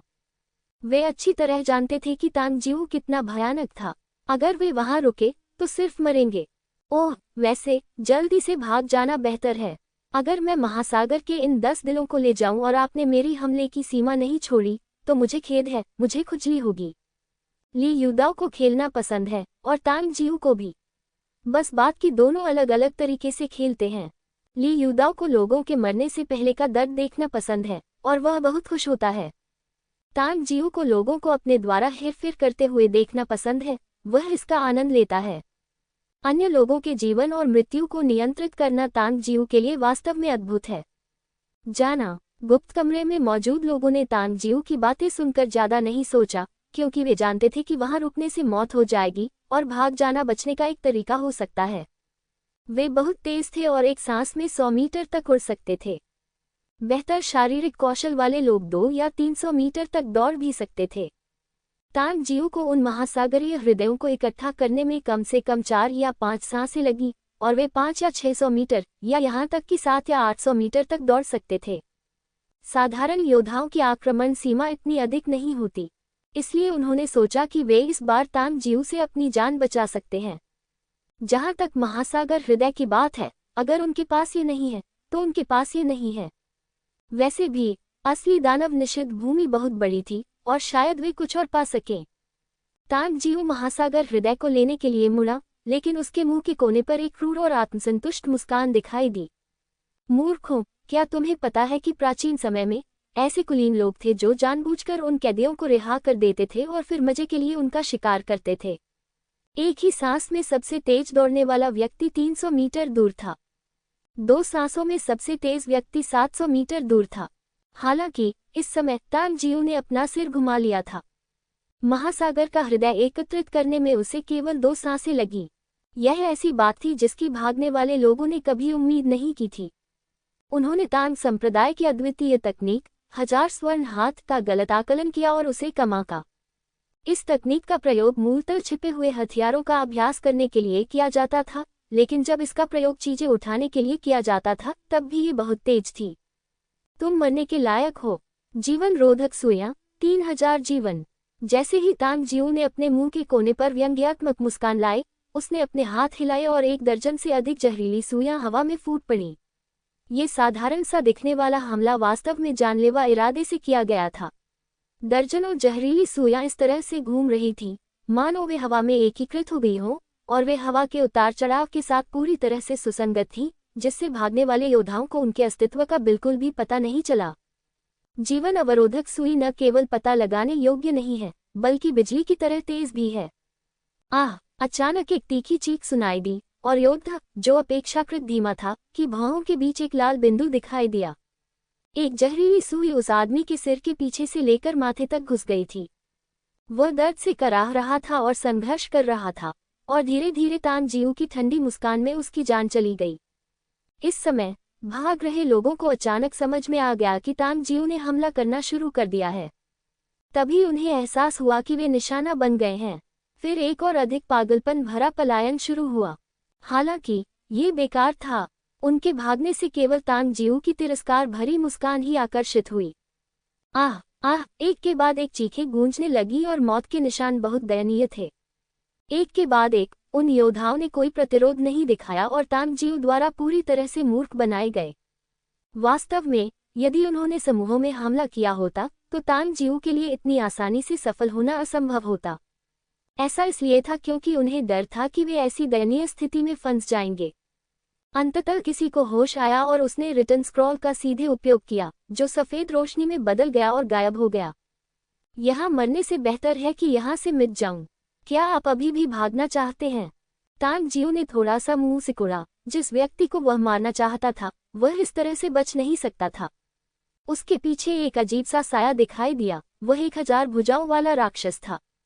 फिर तानजिऊ ने दोनों हाथों से धक्का दिया और उस अजीब आदमी के अनगिनत हाथों की परछाइयां भी बाहर निकल गईं। अचानक तेज हवा चलने लगी। मूल जीवन लॉकिंग सुई अधिक तेज है। शेष लोगों को गुप्त पुस्तक का उपयोग करने का मौका भी नहीं मिला, इसलिए उनकी मौके पर ही दुखद मृत्यु हो गई। हा, ये सही है। मैं तानजिऊ, जिन लोगों को मारना चाहता हूँ, मैं तुम्हें कैसे भागने दे सकता हूँ? तानजिऊ, तुम्हें अच्छी तरह से मरना नहीं चाहिए। मैं तुम्हें श्राप देता हूँ कि तुम पूर्ण शरीर के बिना मरो। जिन लोगों को सुइयों से जहर दिया गया था वे अभी भी जीवित हैं, जिससे पता चलता है कि उनका कौशल काफी ऊंचा है। हाँ, तानजिऊ ने ठंडी मुस्कान के साथ मुस्कुराते हुए दोबारा हमला करने की कोशिश की, लेकिन उस आदमी ने आखिरकार अपना सिर झुका लिया और उसकी सांस रुक गई। खंडहरों में बहुत सारी बाधाएं हैं, इसलिए आप उड़ नहीं सकते और आप बहुत तेजी से आगे भी नहीं बढ़ सकते। लिंग जियाओ की गति बहुत धीमी हो गई, लेकिन इससे कोई फर्क नहीं पड़ता। वैसे भी अगर आप खजाने ढूंढना चाहते हैं तो आप बहुत तेजी से जाने पर उन्हें खो सकते हैं। लिंग जियो ने अचानक अपना हाथ बढ़ाया और एक की हुई तलवार हवा में चली, जिसने दीवार के पीछे छिपे एक क्रूर जानवर को छेद दिया जो उस पर हमला करने की तैयारी कर रहा था। मुझे उम्मीद नहीं थी कि ये खूंखार जानवर और भी ज्यादा चालाक हो जाएंगे। दरअसल उन्होंने अंधेरे में छिपना और छिपकर हमला करना सीख लिया है। हमें ज्यादा सावधान रहना होगा। लिंग जियाओ ने गहरी सांस ली। यदि अभी उनका ध्यान थोड़ा सा भटक गया होता तो उन पर छिपकर सफलतापूर्वक हमला किया जा सकता था। यद्यपि यह क्रूर जानवर बहुत शक्तिशाली नहीं है, फिर भी इसे एक बार पकड़ पाना असुविधाजनक होगा। दुष्ट जानवर के आंतरिक अमृत को लेने के बाद वह अपने रास्ते पर आगे बढ़ गया। सच्चे दानव साम्राज्य के खंडहरों में कई छिपे हुए या टूटे हुए दरवाजे हैं। अभी भी कई संरचनाएं और तंत्र हैं जो काम करना जारी रखते हैं। दूसरों को भाग्य पर निर्भर रहना पड़ सकता है, लेकिन लिंग जियाओ की यात्रा आसान थी क्योंकि वह इस पहलू को समझता था। किसने सोचा होगा कि यह गंदा सा दिखने वाला तालाब वास्तव में एक गुप्त द्वार हो सकता है। थोड़ी देर चलने के बाद लिंग जियाओ को अचानक पता चला कि तालाब की गहराई में एक गुप्त दरवाजा है। यह एक गुप्त दरवाजा था जो पूरी तरह से संरचनाओं से घिरा हुआ था। इससे गुजरने के बाद ये पूरी तरह से एक अलग दुनिया हो सकती है। यद्यपि यह खतरनाक लग रहा था, लिंग जियो को अपने अंतर्ज्ञान और शानहे मार्शल स्पिरिट के निर्णय पर विश्वास था। वह बिना किसी हिचकिचाहट के कूद पड़ा। इस समय एक विशाल चूषण बल ने अचानक उसे अंदर खींच लिया और ऐसा लगा जैसे वह एक बवंडर में प्रवेश कर गया हो। टकराना। लिंग जियो ने पागलों की तरह गिरने के दौरान अपनी आकृति को स्थिर किया और जमीन पर कदम रखा। निश्चय ही एक और दुनिया भी है। लिंग जियाओ ने इधर उधर देखा और पाया कि ऊपर एक बवंडर जैसा रास्ता था। जो कोई भी उसे खोज लेता वह सीधे उसमें समा जाता। और अंदर क्या है ये कहना कठिन है। जमीन पर कई लाशें पड़ी थीं, जिनकी केवल हड्डियां ही बची थीं और ऐसा लग रहा था जैसे वे बहुत समय पहले मर चुकी थीं। जमीन पर पैरों के निशान थे, लेकिन वे बिल्कुल नए थे। इस चीज को देखकर कोई भी बता सकता है कि अंदर कोई और भी आया है और यह एक से अधिक है। मार्ग में प्रकाश नहीं होना चाहिए, लेकिन यहाँ प्रकाश केंद्रित सरनियां और प्रकाश अवशोषित सरनियां भी हैं, जिससे वह मार्ग जो अंधेरा होना चाहिए बहुत उज्जवल दिखाई देता है। मार्ग के साथ साथ लिंग जियाओ नीचे चला गया। जब वह 100 मीटर से भी कम दूरी पर चला था तो उसके पीछे एक शक्तिशाली आभा का पता उसके द्वारा छोड़े गए यिन और यान पतंगों ने लगाया। यिन-यांग मौत का उपयोग आसपास के वातावरण का पता लगाने के लिए किया जाता है। ये वास्तविक ऊर्जा बचाता है और ट्रू युआन बॉल की तुलना में अधिक प्रभावी है। इसलिए लिंग जियाओ ने धीरे धीरे ट्रू युआन बॉल को छोड़ दिया और यिन-यांग मौत पर स्विच कर दिया। इसमें सभी दिशाओं में कोई अंधा स्थान नहीं है तथा यह अधिक स्पष्ट भी है। मूलतः विरोधियों द्वारा इस पर ध्यान नहीं दिया जाएगा। ठीक उसी तरह जैसे पिछली बार यिन-यांग मौत ने उनका पीछा किया था, यदि उन्होंने अपने खाली समय में यिन-यांग मौत को नहीं पकड़ा होता तो उन पर हमला हो जाता और उन्हें पता भी नहीं चलता कि उनका पीछा किया जा रहा है। उसने अपनी गति तेज कर दी क्योंकि उसके पीछे वाले लोग बहुत शक्तिशाली थे। ऐसा अनुमान है कि यह हाफ सतेप त्यानजुन की शक्ति का 70% या 80% है। जाहिर है अब ऐसे व्यक्ति से लड़ने का समय नहीं है। लिंग जियाओ ने अपनी साधना और शक्ति को बेहतर बनाने के अवसर खोजने के लिए सच्चे राक्षसी निषिद्ध भूमि में प्रवेश किया। वह कोई ऐसा व्यक्ति नहीं था जो बहादुरी से लड़ना चाहता था। वह तब तक कुछ नहीं करना चाहता था जब तक कि उसे ऐसा करना न पड़े। लेकिन जब वह कुछ दूर चला तो उसने पाया कि उसके सामने कोई खड़ा है और आगे और भी लोग हैं। मूल रूप से वे सभी तियानवांग संप्रदाय, बिशुई पैलेस और जुवानहुओ संप्रदाय से हैं। बेशक गुवांग संप्रदाय, तांग संप्रदाय और जहर राजा संप्रदाय जैसे संप्रदाय भी हैं, लेकिन युहुआ संप्रदाय और दिव्य तलवार संप्रदाय से कोई योद्धा नहीं है। उन्हें राहत मिली कि वहां युहुआ संप्रदाय के लोग नहीं थे, क्योंकि ये लोग इस समय एक दूसरे से लड़ रहे थे और इसकी ताकत भी खराब नहीं है। युहुआ संप्रदाय के ज्यादातर योद्धा बहुत कमजोर हैं। अगर वे इसमें शामिल हो गए तो शायद वे मर जाएंगे या नहीं। आप अपनी जान जोखिम में डाल रहे हैं। आप वास्तव में हमारे स्वर्गीय राजा संप्रदाय के लोगों को भड़काने का साहस कर रहे हैं। क्या आप नहीं जानते कि हम 12 संप्रदायों में सर्वोच्च रैंक वाले संप्रदाय हैं? आप और मैं सिर्फ अच्छा बनने का दिखावा कर रहे हैं। हमारा जुवानहुओ संप्रदाय आपके स्वर्गीय राजा संप्रदाय से ज्यादा बुरा नहीं है। और तो और ये वास्तव में राक्षसों के लिए वर्जित भूमि है, न कि आपके स्वर्गीय राजा संप्रदाय के लिए। कौन किससे डरता है? हाँ, हमारा बिशुई महल कभी किसी से नहीं डरता। भले ही स्वर्गीय राजा संप्रदाय हमें भड़काने की हिम्मत करे, वे निश्चित रूप से मर जाएंगे।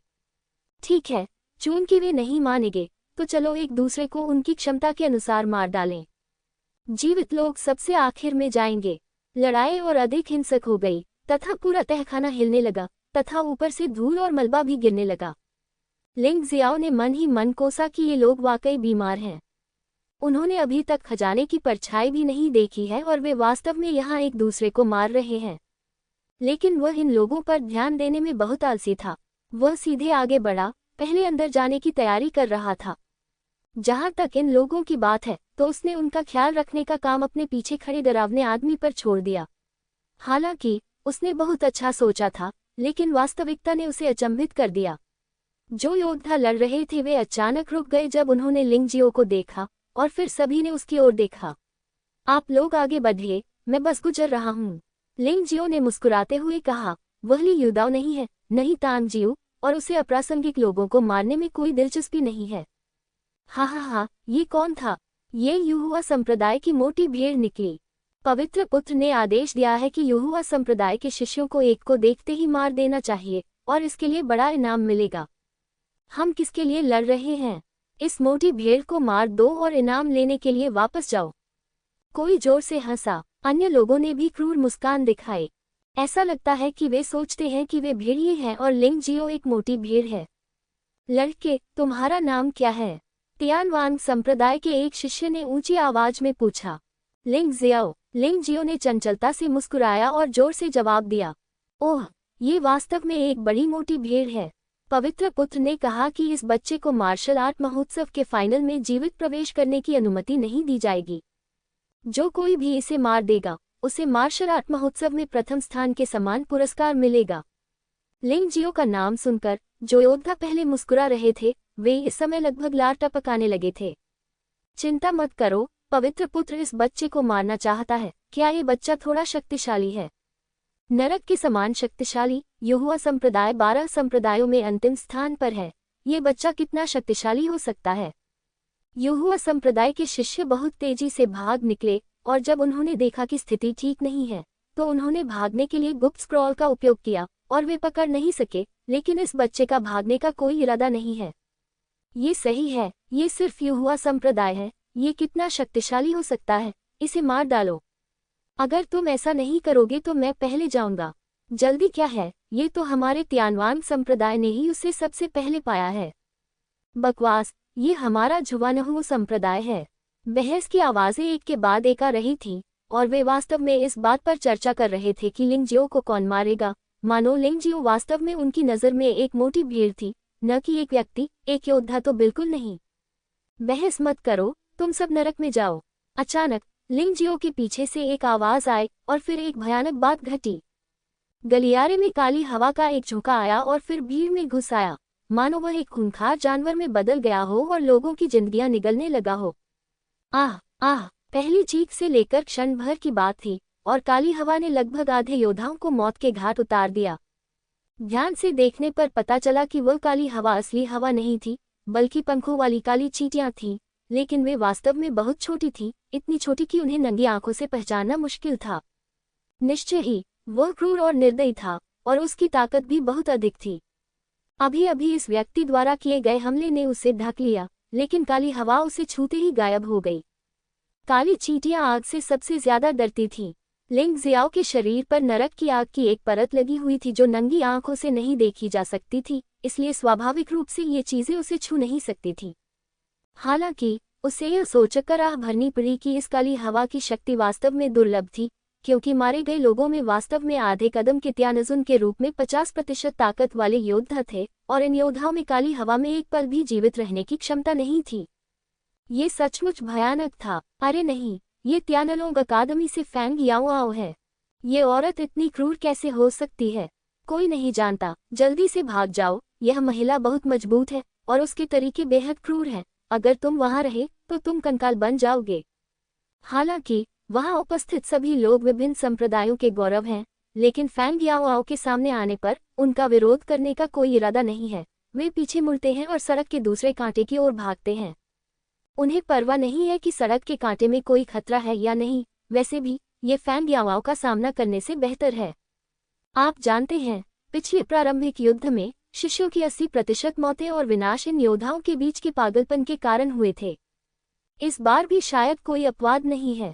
इसके विपरीत तंत्र, संरचनाओं और जानवरों के कारण बहुत कम मौतें होती हैं। वास्तविक खतरा टीम के भीतर से ही आता है। ली युदाओ, तांग जियू, फैंग याओआओ आदि सभी क्रूर लोग हैं। भले ही वे क्रूर न हो, फिर भी खजाने के लिए लड़ते समय वे हत्या कर देंगे। प्रारंभिक कार्रवाई के बाद से यान लिहो, यक्यानिक्स्यू, ब्लू फैटी और लुओत्यानेउ सभी ने कई लोगों की हत्या कर दी है। मूलतः मार्शल आर्ट महोत्सव में शीर्ष 100 योद्धाओं ने लोगों की हत्या की है, तथा कुछ ने तो अपने ही साथी शिष्यों की हत्या कर दी है। मार्ग में जीवंत लड़ाई एक पल में मौन में बदल गई, और केवल लिंगजियो ने उदासीनता से उसके पीछे देखा। एक आकर्षक और मनमोहक आकृति शान से सामने आई, और वह थी फैंग याओआओ। ऐसा लगता है कि अभी उन योद्धाओं में से कुछ ने फैंग याओआओ को पहले भी देखा है, अन्यथा उसकी पहचान का अनुमान लगाना असंभव होगा। फैंग याओआओ ने जमीन पर पड़ी लाशों की ओर देखा तक नहीं, बल्कि लिंगजियो को थोड़ा आश्चर्य से देखा और कहा, क्या तुम मर नहीं गए हो? इस महिला की नज़र में लिंगजियो 20% ताकत वाला सिर्फ आधा कदम वाला त्यानजुन है, जो उसकी ताकत से बहुत अलग है। आप जानते हैं, आधे चरण वाले त्यानजुन क्षेत्र की शक्ति के प्रत्येक 10% के बीच का अंतर असाधारण क्षेत्र से पहले के 9 स्तरों की तुलना में बहुत अधिक है। 20% शक्ति वाले आधे चरण वाले त्यानजुन की ताकत 10% शक्ति वाले आधे चरण वाले त्यानजुन की तुलना में 2 या 3 गुना भी हो सकती है। फैंग याओआओ एक अर्धचरणीय दिव्य गुरु है जिसके पास 80% शक्ति है, जबकि लिंगजियाओ एक अर्धचरणीय दिव्य गुरु है जिसके पास 20% शक्ति है। दोनों के बीच अंतर 6 स्तर का है। इन 6 स्तरों पर शक्ति में लगभग 20 गुना का अंतर हो सकता है। हालांकि लिंगजियाओ की मृत्यु नहीं हुई, जिससे वह हैरान थी। बेशक वह हैरान थी, क्योंकि वह अंतर केवल साधारण योद्धाओं के बीच का अंतर है। लिंगजियो बहुत खास है। उनके पास प्राचीन नरक ड्रैगन मार्शल आत्मा है, और सबसे रहस्यमय और भयानक पर्वत और नदी मार्शल आत्मा भी है, और उन्होंने शक्तिशाली जेड ग्रेड प्रवेश स्तर मार्शल आर्ट 12 स्वर्ण कमल सूत्र का अभ्यास किया है। इसलिए लिंगजियो और फैंग याओआओ के बीच का अंतर वास्तव में बहुत छोटा है। स्वाभाविक रूप से वह फैंग याओआओ से डरता नहीं है। मैं क्यों मरूं? लिंगजियो ने थोड़ा मुस्कुराते हुए कहा, सच्ची राक्षसी निषिद्ध भूमि में कई चीजें हैं जो मुझे रुचि देती हैं। अगर मैं इतनी जल्दी मर गया तो क्या मैं उन्हें देखने में असमर्थ नहीं हो जाऊंगा? हाँ हाँ, तुम बहुत आश्वस्त हो, लेकिन यह अफसोस की बात है कि तुम्हारी ताकत बहुत कमजोर है। जब हम बाहर थे तो क्या तुमने सुना नहीं कि मैंने क्या कहा? मैं तुम में से हर एक युहुआ संप्रदाय के लोगों को मार डालूंगा जिनसे मैं मिलूंगा। फैंग याओ वो भी उदासीनता से मुस्कुराई, थोड़ा चिढ़ाने और तिरस्कार दिखाने के अंदाज में। उसने अपने बालों को भी अपने हाथों से सहलाया। लिंग जियाओ के चुपके से हमले से बचने का कोई इरादा नहीं था। इसका मतलब है कि लिंग जियाओ को गंभीरता से नहीं लेना। क्या तुमने कभी युहुआ संप्रदाय के किसी शिष्य की हत्या की है? लिंग जियो ने अचानक पूछा। मैं चाहता तो हूँ, लेकिन अफसोस है कि मैं अभी तक सिर्फ आपसे ही मिला हूँ। आपके साथी शिष्य या तो भाग गए या मुझे देखते ही गुप्त स्क्रॉल का इस्तेमाल करने लगे, इसलिए मुझे अपना हाथ आजमाने का मौका ही नहीं मिला। फैंग याओ ने आह भरी। तो फिर तुम भाग्यशाली हो, अन्यथा अब तक तुम खून से लथपथ हो गए होते। लिंग जियाओ ने हल्की से कहा। ओह! फैंग याओ के चेहरे पर आश्चर्य का भाव प्रकट हुआ। उसने पहले ही 80% ताकत के साथ आधे चरण त्यानजुन की खेती का प्रदर्शन किया है। दूसरे पक्ष के लिए ये जानना असंभव नहीं है, लेकिन वह अभी भी उसके सामने इतना शांत और संयमित होने की हिम्मत रखता है, और यहाँ तक कि मजबूत आत्मविश्वास भी रखता है।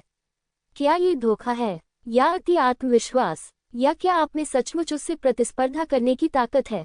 इस प्रश्न का उत्तर देना कठिन है, लेकिन इसका उत्तर देने का एक अधिक सीधा तरीका है। चूंकि आप अनुमान नहीं लगा सकते, इसलिए बस कार्रवाई करें।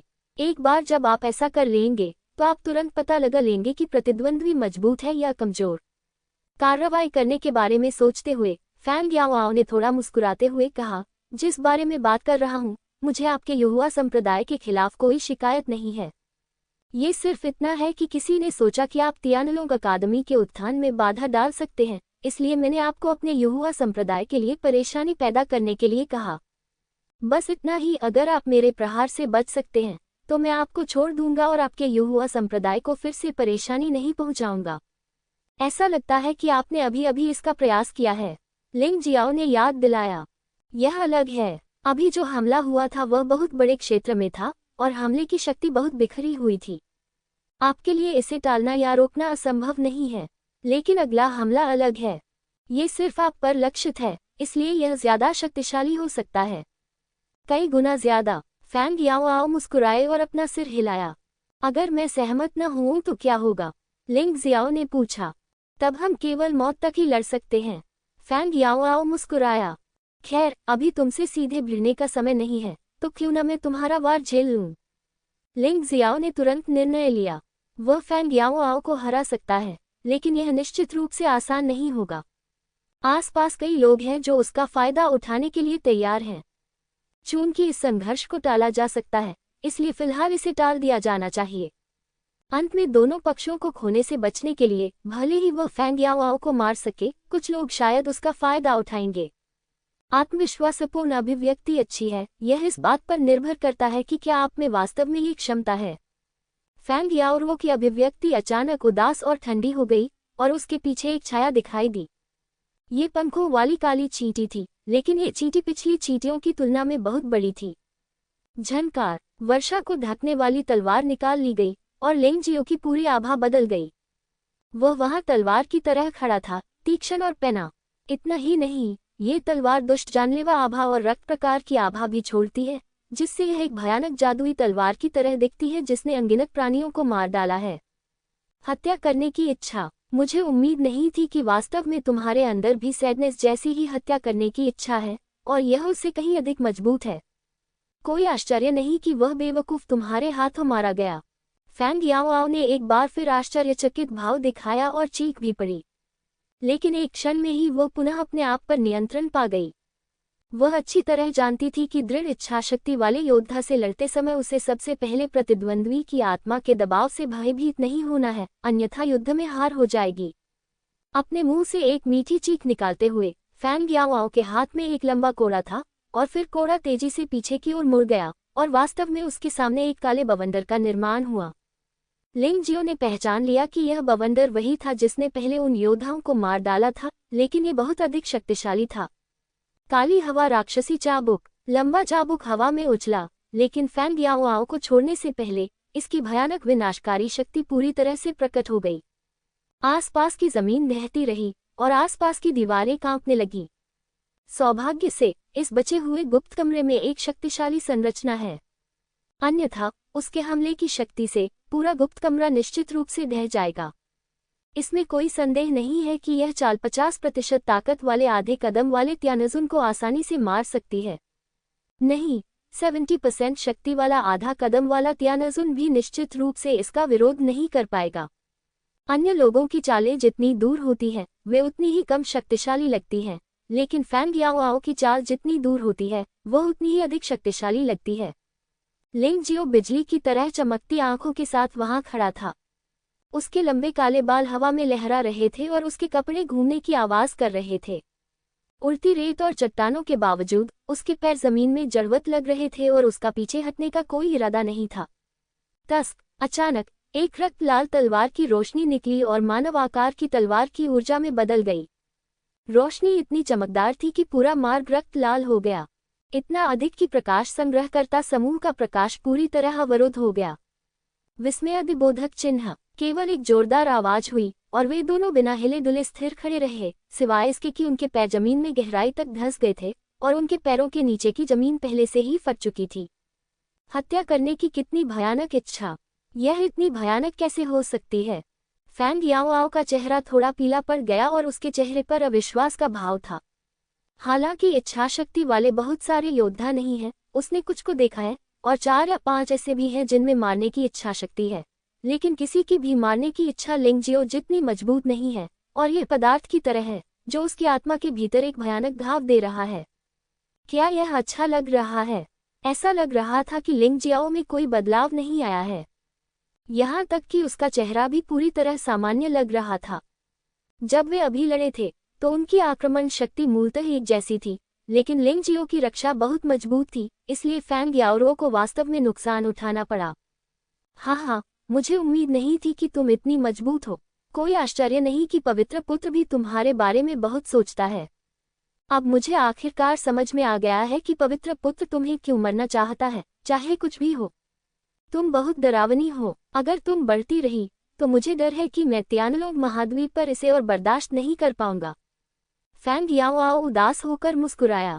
उसने सोचा कि वह आसानी से लिंग जियो को मार सकती है, लेकिन अंत में लिंग जियो ने उसे सबक सिखाया। दोनों ही पारलौकिक क्षेत्र के योद्धा हैं और दोनों ही अर्धचरणीय स्वर्गीय स्वामी हैं। कभी कभी क्षेत्र ये दिखाने में सक्षम नहीं हो सकता है कि आप कितने शक्तिशाली हैं। उसे मुझसे उलझना नहीं चाहिए, लिंग जियाओ ने हल्के से कहा। हे, अच्छे लड़के, तुम वास्तव में घमंडी हो। मैं वास्तव में देखना चाहता हूँ कि तुम्हारे और पवित्र पुत्र के बीच कौन त्यानलोंग महाद्वीप की इस पीढ़ी का चुना हुआ व्यक्ति बनेगा। फैंग याओ का शरीर कांप उठा और वह हंसती रही। चुना हुआ? वह क्या है? लिंग जियो एक पल के लिए स्तब्ध रह गया और पूछा। नहीं, आप ये भी नहीं जानते कि चुना हुआ बच्चे ही एकमात्र ऐसा व्यक्ति है जो चुने हुए मार्ग में प्रवेश करने के लिए त्यानलोंग महाद्वीप का प्रतिनिधित्व कर सकता है और फिर चुने हुए गेट पर जा सकता है। ये सर्वोच्च सम्मान है और इसके अनंत लाभ हैं। यह आप बिल्कुल अकल्पनीय हैं।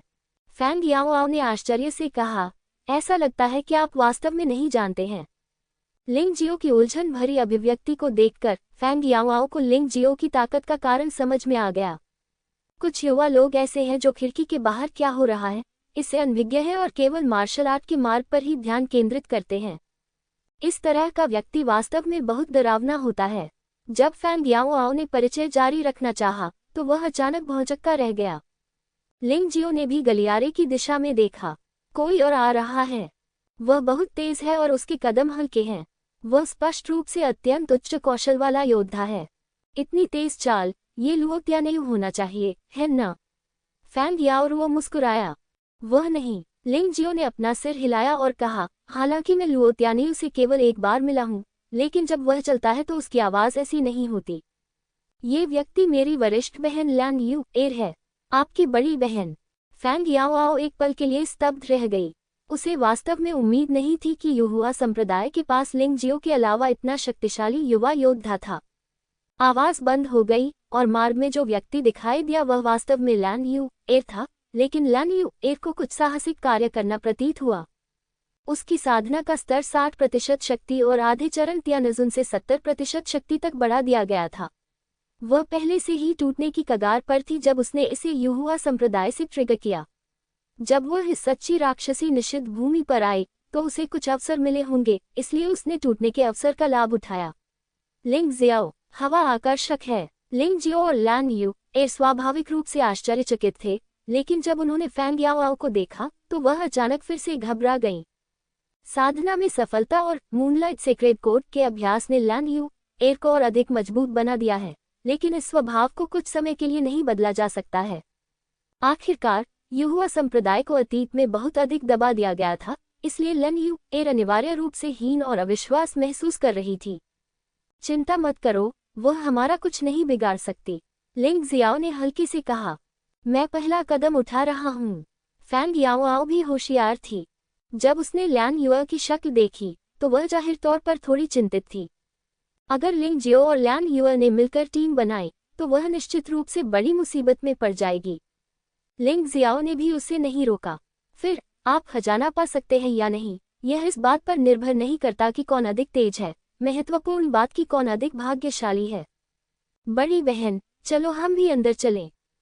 वे दोनों एक साथ गुप्त तिजोरी में चले गए, लेकिन अंदर जाने के बाद उन्होंने पाया कि फैंग याओ वहीं खड़ा था और बाहर नहीं जा रहा था। क्या चल रहा है? लिंग जियाओ ने पूछा। ये दिलचस्प है। आपको अंदर ले जाने से पहले घंटी बजानी होगी, अन्यथा आप गुप्त तिजोरी में प्रवेश नहीं कर पाएंगे। फैंग याओ ने विशाल कांस्य घंटी पर लिखे शिलालेख की ओर इशारा करते हुए कहा। तो फिर चलो, पहले तुम जाओ, लिंग जियाओ ने कहा। फैंग याओ ने सिर हिलाया। वह यहाँ से जाने के लिए उत्सुक थी क्योंकि वह वास्तव में लिंग जियाओ और लैन यू के साथ नहीं रहना चाहती थी। ये बहुत खतरनाक था। काली हवा राक्षसी चाबुक। फैंग याओ का काला चाबुक बाहर फेंका गया, जो पीतल की घंटी पर इतनी जोर से लगा कि जमीन चकनाचूर हो सकती थी। हालांकि इससे घंटी सिर्फ थोड़ी हिली, लेकिन बजी नहीं। ऐसा लगता है कि यह बात सरल नहीं है। बेशक फैंग याओ यही नहीं रुकी। उसने अपने हाथ में लंबे चाबुक को फिर से लहराया और काली हवा वास्तव में एक विशाल चींटी के आकार में बदल गई और कांस्य घंटी पर मारना शुरू कर दिया। एक बार नहीं, 2 बार, कोई ध्वनि नहीं। अंततः जब फैंग याओ ने अपनी वास्तविक ऊर्जा का लगभग 70% वितरित कर दिया तो तांबे की घंटी ने धीमी ध्वनि उत्पन्न की। फिर फैंग याओ का पूरा शरीर कांस्य घंटी द्वारा चूस लिया गया। बहन, इधर आओ।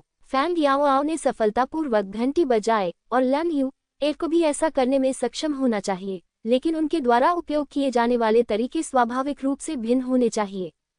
लैन यू ने सिर हिलाया और गहरी सांस ली। उसके पीछे चांदनी देवी की छाया स्पष्ट और स्पष्ट होती गई। चंद्रमा छाया / चांद की छाया ऊपर की ओर झुकी और पीतल की घंटी हल्की सी हिली, लेकिन बजी नहीं। लैन यू ने देखा कि एक रास्ता था, इसलिए उसने सच्ची ऊर्जा के वितरण को मजबूत करना जारी रखा। वह मून शैडो स्लैश के उपयोग में पहले से ही काफी कुशल है और वह अपने वास्तविक सार को एकीकृत करते हुए इसे ठीक से कर सकती है। जब वास्तविक सार लगभग 80% तक बढ़ गया तो अंततः तांबे की घंटी बजी। छोटे भाई, मुझे पहला कदम उठाने दो। इससे पहले कि वह बोलना समाप्त करती, लैन यू का स्वरूप गायब हो गया। फैंग याओ और लैन यू के गायब हो जाने के बाद लिंग जियो ने धीरे से अपना सिर कांस्य घंटी के ऊपर उठाया और कांस्य घंटी तुरंत बेतहाशा झूलने लगी, जिससे बहरा करने वाली आवाजों की एक श्रृंखला बन गई। घंटी बजाने के लिए आपको केवल बल या वास्तविक ऊर्जा पर निर्भर होने की आवश्यकता नहीं है। मुख्य बात की प्रभाव का स्थान पता लगाना है। लिंग जियाओ इस काम में बहुत अच्छा है।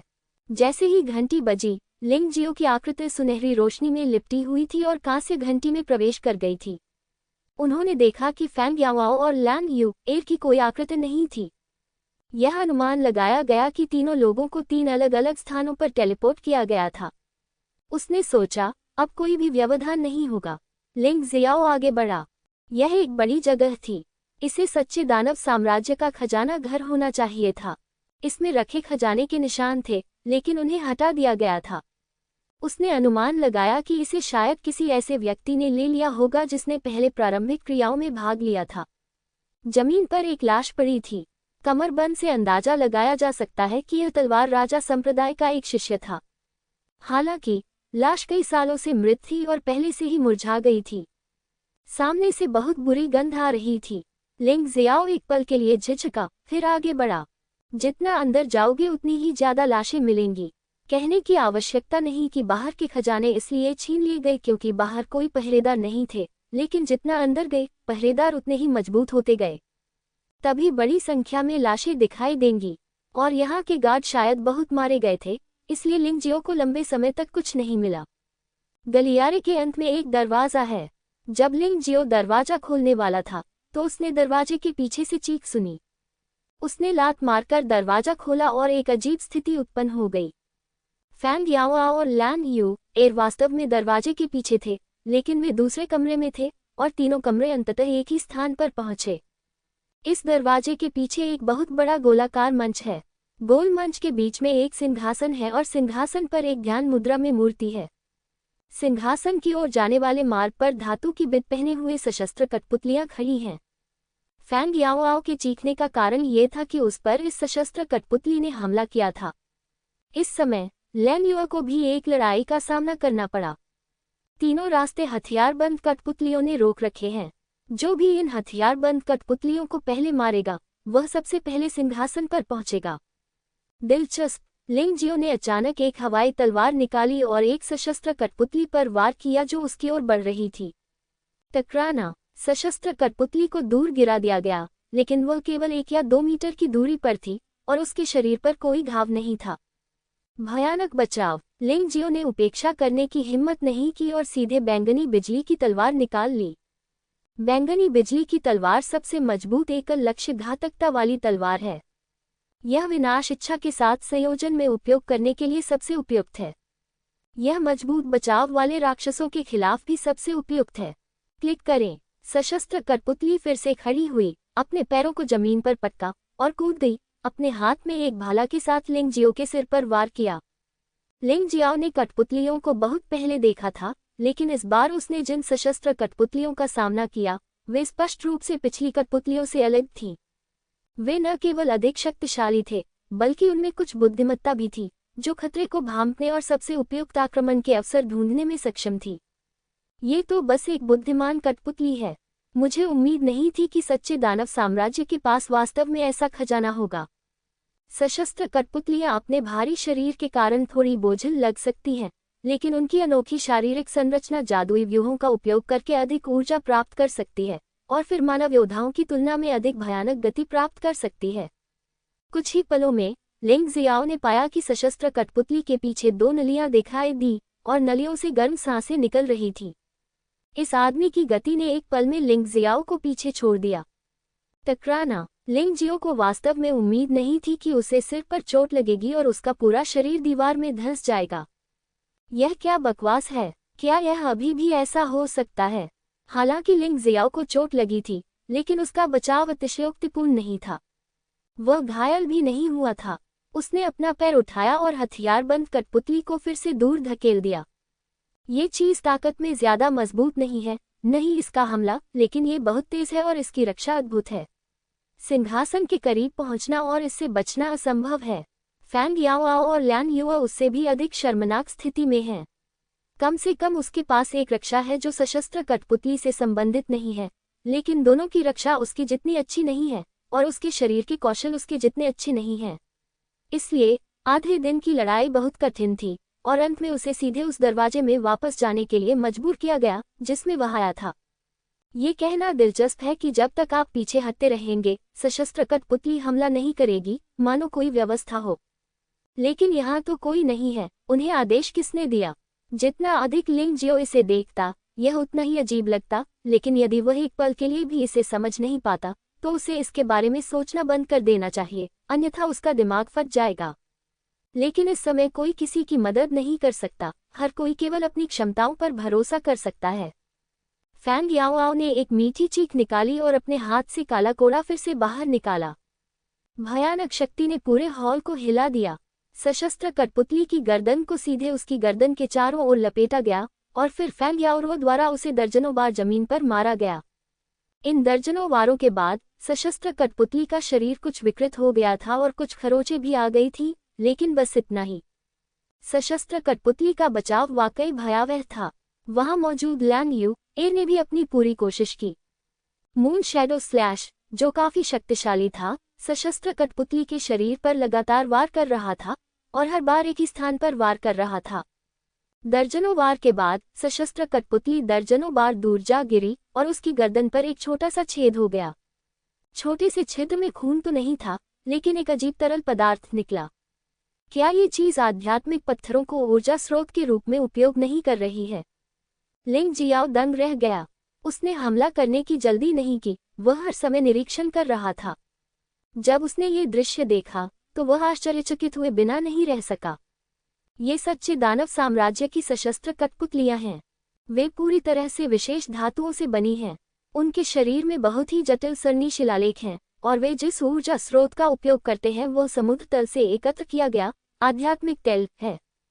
फैंग याओआओ ने हौंफते हुए और आराम करते हुए समझाया। आध्यात्मिक तेल, हाँ, ये स्पिरिट स्टोन के समान है, लेकिन ये तरल है और इसकी शुद्धता स्पिरिट स्टोन से अधिक है और इसका मूल्य भी अधिक है।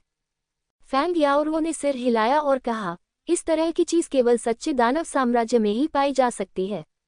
अफवाहों के अनुसार सच्चे दानव साम्राज्य का यिन और यांग दानव राजा एक सशस्त्र कठपुतली है जो लड़ने के लिए आध्यात्मिक तेल पर निर्भर करता है और उसके पास ज्ञान भी है जो मनुष्यों से कम नहीं है। नहीं, राजसी यिन यांग दानव राजा वास्तव में एक कठपुतली है। लिंग जियाओ को इस पर विश्वास नहीं हुआ। मानो या न मानो, चलो अब इस सशस्त्र कठपुतली को तोड़ने के बारे में सोचते हैं। फैंग याओआओ ने असहाय होकर कहा, ये बहुत कठिन नहीं है। लिंग जियो थोड़ा मुस्कुराया और लंबे समय तक निरीक्षण करने के बाद उसे सशस्त्र कठपुतली की कमजोरी का पता चल गया। यद्यपि इन सशस्त्र कठपुतलियों की कमजोरियों को ढूंढना बहुत कठिन है और ब्लू आइज कबीले की तुलना में अधिक छिपी हुई है, लिंग जियाओ का माउंटेन और रिवर मार्शल स्पिरिट शाकाहारी नहीं है। उसमें विनाश करने की जो इच्छा है, उसके साथ मिलकर मैं यह नहीं मानता कि वह इस चीज को नष्ट कर सकता है। छाया तलवार तकनीक, तलवार दानव दुनिया में आता है। विनाश की इच्छा के साथ एकीकृत तलवार की चाल ने हवा में वार किया और 10 मीटर से अधिक की दूरी से सशस्त्र कठपुतली पर सीधे वार किया। क्लिक क्लिक क्लिक, लगातार क्लिक की आवाज आ रही थी। हंसना। अंततः तलवार की रोशनी ने सशस्त्र कठपुतली के पेट को तोड़ दिया, जिससे उसके अंदर का सुनहरा शिलालेख प्रकट हो गया। क्या शानदार सशस्त्र कठपुतली है! मैं कभी खेलने के लिए एक लाऊंगा। जब लिंग जियो ने जटिल और सख्त आंतरिक संरचना को देखा तो वह वास्तव में ईर्ष्यालु और आश्चर्यचकित हुआ। उसने यह उम्मीद नहीं की थी कि जिस सशस्त्र कठपुतली को वह अनाड़ी समझ रहा था, वह इतनी सुंदर और परिपूर्ण हो सकती है। कितनी भयानक विनाशकारी शक्ति है! इस समय फैंग याओआओ और भी अधिक आश्चर्यचकित था। उसे ये भी संदेह था कि क्या उसने पहले लिंग जियो की जान बख्शी थी या लिंग जियो ने उसकी जान बख्शी थी। लिंग जियो ने उसके आश्चर्य की परवाह नहीं की और बस धीरे धीरे सिंहासन की ओर चला गया। इस बार इनाम बहुत अच्छा है। ये वास्तव में एक सशस्त्र कठपुतली का पूरा डिजाइन है। इसके साथ औजारों और कुछ सामग्रियों का एक सेट भी आता है। लिंग जियाओ ने थोड़ा मुस्कुराया। उसने अनुमान लगाया कि यह वह जगह हो सकती है जहां सच्चा दानव साम्राज्य अपने सैनिकों को प्रशिक्षित करता था। जो भी अच्छा प्रदर्शन करेगा उसे पुरस्कृत किया जाएगा। लेकिन सच्चे दानव साम्राज्य के उन लोगों को शायद उम्मीद नहीं थी कि अब उन्हें पुरस्कार मिलेगा। 12 संप्रदायों के शिष्य। आध्यात्मिक तेल के बारे में लिंग जियाओ के पास पहले से ही कुछ सुराग हैं। हाई कबीले में किसी को आध्यात्मिक तेल के ठिकाने का पता होना चाहिए। उसे बस हाई कबीले के साथ कुछ आदान प्रदान करना है। ये सशस्त्र कठपुतली बनाई गई है, चाहे इसे पैसे के लिए बेचा जाए या घरों और घरों की देखभाल के लिए इस्तेमाल किया जाए। वे सभी बहुत अच्छे हैं। जैसा कि मैंने पहले कहा, प्रत्येक संप्रदाय का विकास धन से अविभाज्य है और प्रत्येक संप्रदाय का अपना उद्योग होना चाहिए।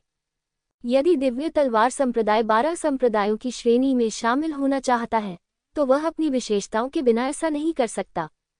अब से केवल पेशेवर रूप से कठपुतलियां बनाना और उन्हें बेचना एक अच्छा विकल्प होगा। आखिरकार, ये सशस्त्र कठपुतलियां कई खतरनाक स्थानों में प्रवेश कर सकती हैं, जैसे खजाने की खोज, गोताखोरी आदि, और गंदे या खतरनाक काम में संलग्न हो सकती हैं, जिसे योद्धा करने के लिए तैयार नहीं होते हैं। निश्चित रूप से इसके लिए बाजार है। बड़ी बहन और मिस फैंग, मैं पहले निकलूंगा। अपना ख्याल रखना। हालांकि लिंग जियो लैंग यू एर की मदद करना चाहता था, लेकिन दूसरे विचार के बाद उसने अलग होने का मन बना लिया। मार्शल आर्ट की राह पर आपको खुद ही कड़ी मेहनत करनी होगी। अगर आप आंख मूंद कर दूसरों की मदद या दान पर निर्भर रहेंगे तो आप सफल नहीं होंगे। मैं ठीक हूँ। लान यू ए स्वाभाविक रूप से जानती थी कि लिंग जियो का क्या मतलब था और उसने लिंग जियो को आश्वस्त करने के लिए सिर हिलाया। फैंग याओरुओ और लिंग जियाओ के बीच बिल्कुल भी दोस्ती नहीं थी और यहाँ तक कि उनमें थोड़ी नफरत भी थी। इस समय वे अब इस छोटे राक्षस के साथ रहने के लिए तैयार नहीं थे। मुझे उम्मीद है कि हम फाइनल में फिर से मिल सकेंगे। मैं वास्तव में शेंगजी के आश्चर्यचकित भाव देखना चाहता हूँ, शायद इसलिए कि वे दोनों महिलाएं हैं। इस फैंग याओआओ को पवित्र पुत्र के प्रति तीव्र ईर्ष्या है। अलविदा। लिंग जियो हल्का सा मुस्कुराया और सिंहासन से दूर चला गया। उनके जाने के बाद फैंग याओआओ मदद नहीं कर सके, लेकिन आहें भरते हुए कहा, मुझे लगा कि मैं इस बार मार्शल आर्ट फेस्टिवल में अपने कौशल दिखा सकता हूँ, लेकिन अब ऐसा लगता है कि बहुत सारे राक्षस हैं। पूरे सम्मान के साथ, मिस लैन, आपकी खेती शीर्ष 100 में होना कोई समस्या नहीं है, लेकिन शीर्ष 50 में होना कोई पक्की बात नहीं है। मैं समझता हूँ कि इस बार शायद माउंटेन और रिवर मार्शल सोल के आगमन के कारण मार्शल आर्ट्स फेस्टिवल में राक्षसों का जमावड़ा जरूर होगा। मुझे और प्रगति करनी होगी, अन्यथा मैं वास्तव में आपके साथ नहीं रह पाऊंगा। लैन युआ ने अपने दांत पीस लिए। वह प्रारंभिक दौर से और अधिक लाभ प्राप्त करने की भी उम्मीद करती है।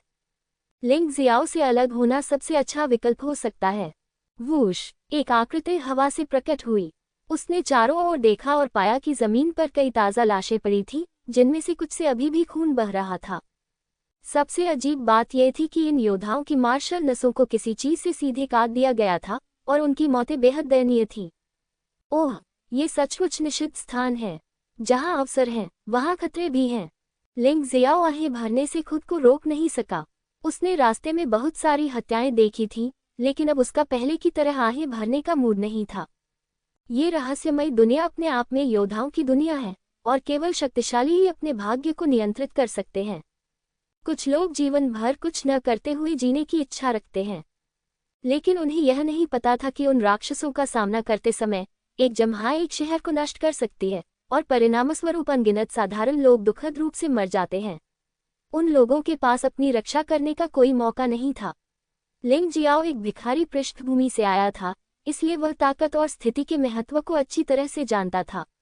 एक साधारण जीवन, यह उन लोगों द्वारा किया गया आत्मप्रवंचना मात्र है जो बहुत अधिक चिकन सूप पीते हैं। ऐसी दुनिया में साधारण लोगों के लिए एकमात्र अंत दयनीय जीवन जीना और बेवजह मरना है।